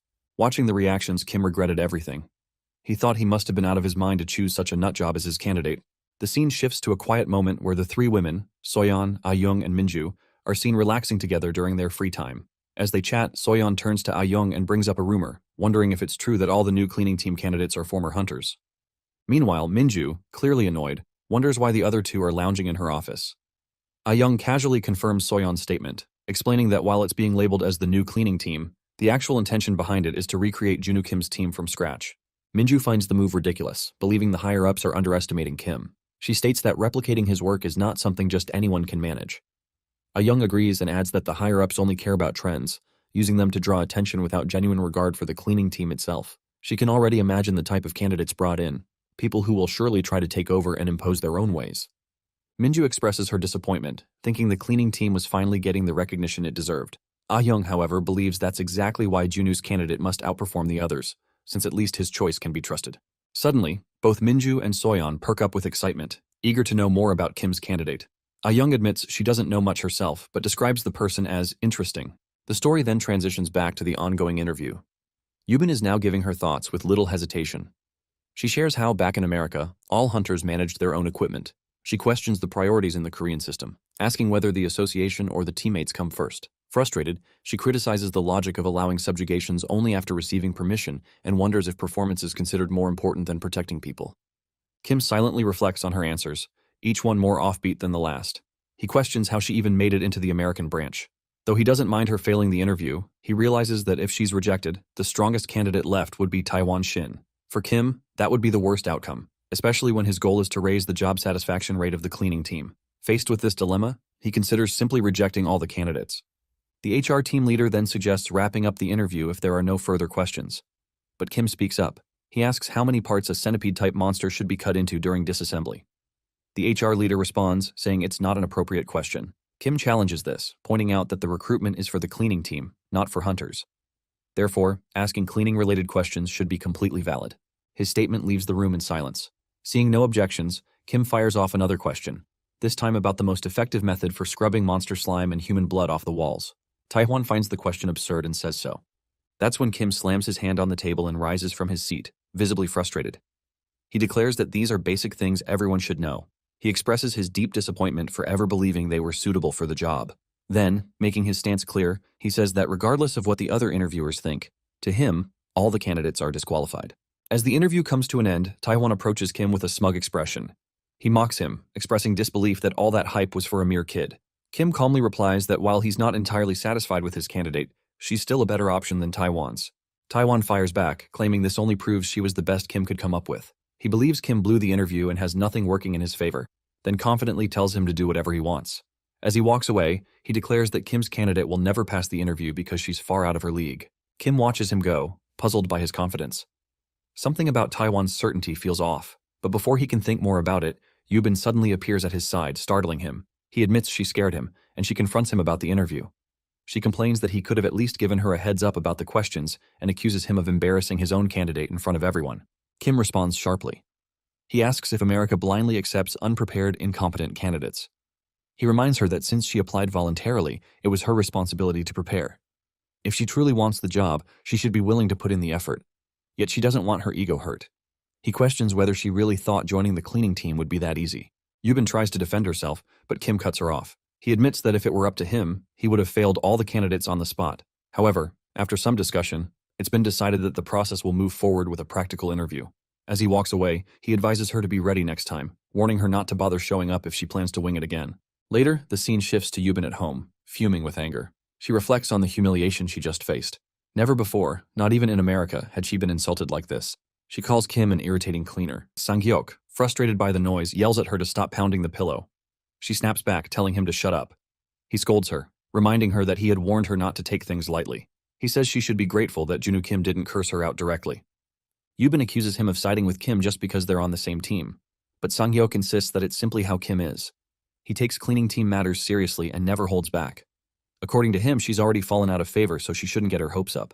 Yubin angrily says she wouldn't accept the offer, even if they asked. Sang-hyuk questions what she plans to do about the practical assignment. She brushes it off, claiming it's none of her concern anymore. Deep down, Yubin reflects that Kim was right. She knows nothing about the cleaning team. If she joins the practical interview now, she'll only make a fool of herself again. Sang-hyuk, half-jokingly, says he would have seriously considered quitting if she had been given the position. Yubin tells him to shut his mouth. Suddenly, the doorbell rings. Yubin asks if he's expecting a delivery. Sang-hyuk says no and isn't expecting any guests either. When they open the door, Minju and Soyeon are standing outside. Soyeon apologizes for the unannounced visit and asks if they can come in. Sang-hyuk, surprised, asks what they're doing there. Soyeon explains that they came to talk about the assignment and hope to offer some help to Yubin. Yubin, confused, asks what they mean by helping her. Minju clarifies that they're referring to the practical assignment and thought Yubin could use some assistance. That's why they brought experts along. Sang-hyuk is stunned when he sees who's behind them. It's Park, the deputy manager, and the leader of the control team. Chang-hyun steps forward and tells Yubin that she must get the job, not just for herself, but for everyone involved. Park, with a smile, offers her some advice on cleaning. Chang-hyun adds that it's all or nothing. Either she lands the position or they all fail together. Yubin is overwhelmed. She silently wonders if it's normal in the Korean Association for so many high-ranking people to gather just to help one person. Then, looking at everyone, Yubin calmly announces her decision. She thanks them for their enthusiasm and support, but says she has decided not to participate in the assignment anymore. Her words leave everyone in shock. A week later, on the day of the practical interview, Yubin arrived in front of the dungeon where Kim was already waiting. He expressed his surprise at seeing her show up. She responded firmly, questioning if he had been hoping she wouldn't come. Kim admitted he had hoped a little. Yubin, clearly annoyed, asked why he had even selected her as a candidate in the first place, insisting that she didn't want to be there either. Kim silently questioned her presence, especially when noticing the confident expression on her face and the dark circles under her eyes. It became evident she had been preparing for this day, though he brushed it off as unimportant. Yubin clarified her purpose for showing up. She had come to get an apology for the insult he hurled at her last time. Kim immediately refused, saying he had only spoken the truth. Yubin assured him she wasn't asking for an apology at that moment, but he made it clear he wouldn't be apologizing later either. Smirking confidently, Yubin replied with certainty that things might turn out differently. Irritated by her attitude, Kim questioned if all Americans behaved that way. Yubin ignored the comment and mentioned the tough week she had, acknowledging that his companions were a passionate group. This confused Kim, as he wondered who she meant by companions. Meanwhile, Minchul stood in front of the dungeon and addressed all the participants through a mic. He reminded them that, as previously informed, the practical assignment would take place inside a real dungeon. Each participant would be accompanied by evaluators. Upon entry, they would face multiple issues, and the assessment would be based on how well they handled those situations. He emphasized the importance of making thoughtful decisions. A candidate asked if the dungeon had already been subjugated. Mincheol clarified that since subjugation was part of the assignment, they had purposely selected an active dungeon. He assured them that it wouldn't be a problem since all participants were former hunters. With that, the team began entering the dungeon. Inside, a sudden alert came through. Soo-young informed the group that Strategy Team 4 had requested immediate support. No other teams were available, leaving only the current team as a backup. He asked for a decision. Taiwan immediately took charge, promising to finish the subjugation within 20 minutes and then head out for support. The other candidates agreed, believing it to be a doable plan. Kim silently observed. He noted that most would naturally choose that approach, especially since the candidates were all capable enough to be considered current strategy team leaders. With such skill and confidence, none of them were likely to back down. But he also recognized a hidden flaw. Most of them were unaware that priority assessment was part of the evaluation. If they continued making such misjudgments, he would have a valid reason to fail them all. Then, Yubin objected. She argued that finishing in 20 minutes was unrealistic and suggested they retreat and resume subjugation later. Taihwan dismissed her opinion, questioning how far she could go with such an implausible mindset. Another candidate mocked her, telling her to go home if she lacked the courage. Soo-young, siding with the majority, announced that they would proceed with the subjugation as planned. Yubin grew visibly irritated. Kim, however, was taken aback. He realized that the others had all misunderstood the purpose of the test. The assignment wasn't just about subjugation. Since this was for recruitment into the cleaning team, the real task was to complete both subjugation and cleanup within the 20-minute window. In this scenario, the only correct decision would have been to suggest a retreat. He couldn't understand how Yubin had figured that out so quickly. Her accurate judgment left him wondering what had changed during the past week. Inside the dungeon, the group soon encountered a monster. Without hesitation, all the candidates summoned their weapons in preparation for battle. Leading the attack, Taihwan used his haywire skill to charge at the monster. Another candidate followed, activating his Oberon's teeth skill to strike. Then, Yubin leapt into the air. Instead of using her sword, she landed a powerful punch straight at the monster, instantly finishing it off. Watching the swift takedown, Mincheol acknowledged the skills of these former hunters. The HR team leader expressed her amazement, noting that they had brought down a yellow-level boss in mere minutes. Still, Mincheol pointed out that Yubin's technique appeared somewhat unsophisticated compared to the others. The HR team leader began to question if Yubin truly came from the International Association. However, Kim silently disagreed. He recognized that her seemingly simple move was, in fact, a necessary and deliberate action. Suddenly, Kim raised an alert, stating that a new issue had arisen for the cleaning team. All the candidates turned to face him, and Taiwan responded with a confident, eerie smile. The scene then transitioned to an earlier moment. Inside a car, Mincheol handed Taiwan a set of guidelines. Taiwan looked confused, asking what they were. Mincheol explained it was the official practical assignment guide prepared by Juno Kim, who was himself a cleaner. He warned that pretending wouldn't be enough to pass. Taiwan, surprised, responded that this wasn't what he had been told. He was under the impression that the cleaning team was just a name, and that no actual cleaning would be involved. Mincheol clarified that actual cleaning duties would only begin after recruitment. As a current candidate, Taiwan had no way of avoiding the assignment. Though Mincheol had considered excluding him, he lacked a valid reason. He assured Taiwan that the guideline would help him pass, especially the final page. When Taiwan glanced at the last page, he was taken aback. Mincheol revealed it was the cleaning assignment created by Juno Kim. It would be announced after the first boss was defeated and was not to be leaked under any circumstances. He reminded Taiwan of his former role as vice guild leader of Ares, confident he could handle both the subjugation and equipment. Mincheol expressed his desire to see Taiwan as the leader of the new team. With a laugh, Taiwan accepted the challenge, seeing it as an easy task.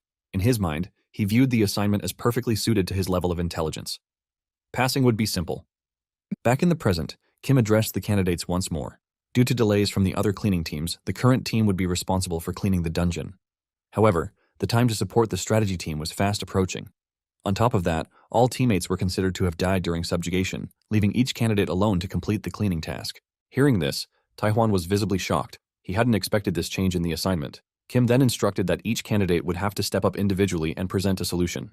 They needed to act fast and complete the task alone within the 20-minute window. Kim smiled darkly, silently admitting he had no intention of presenting the assignment as originally planned.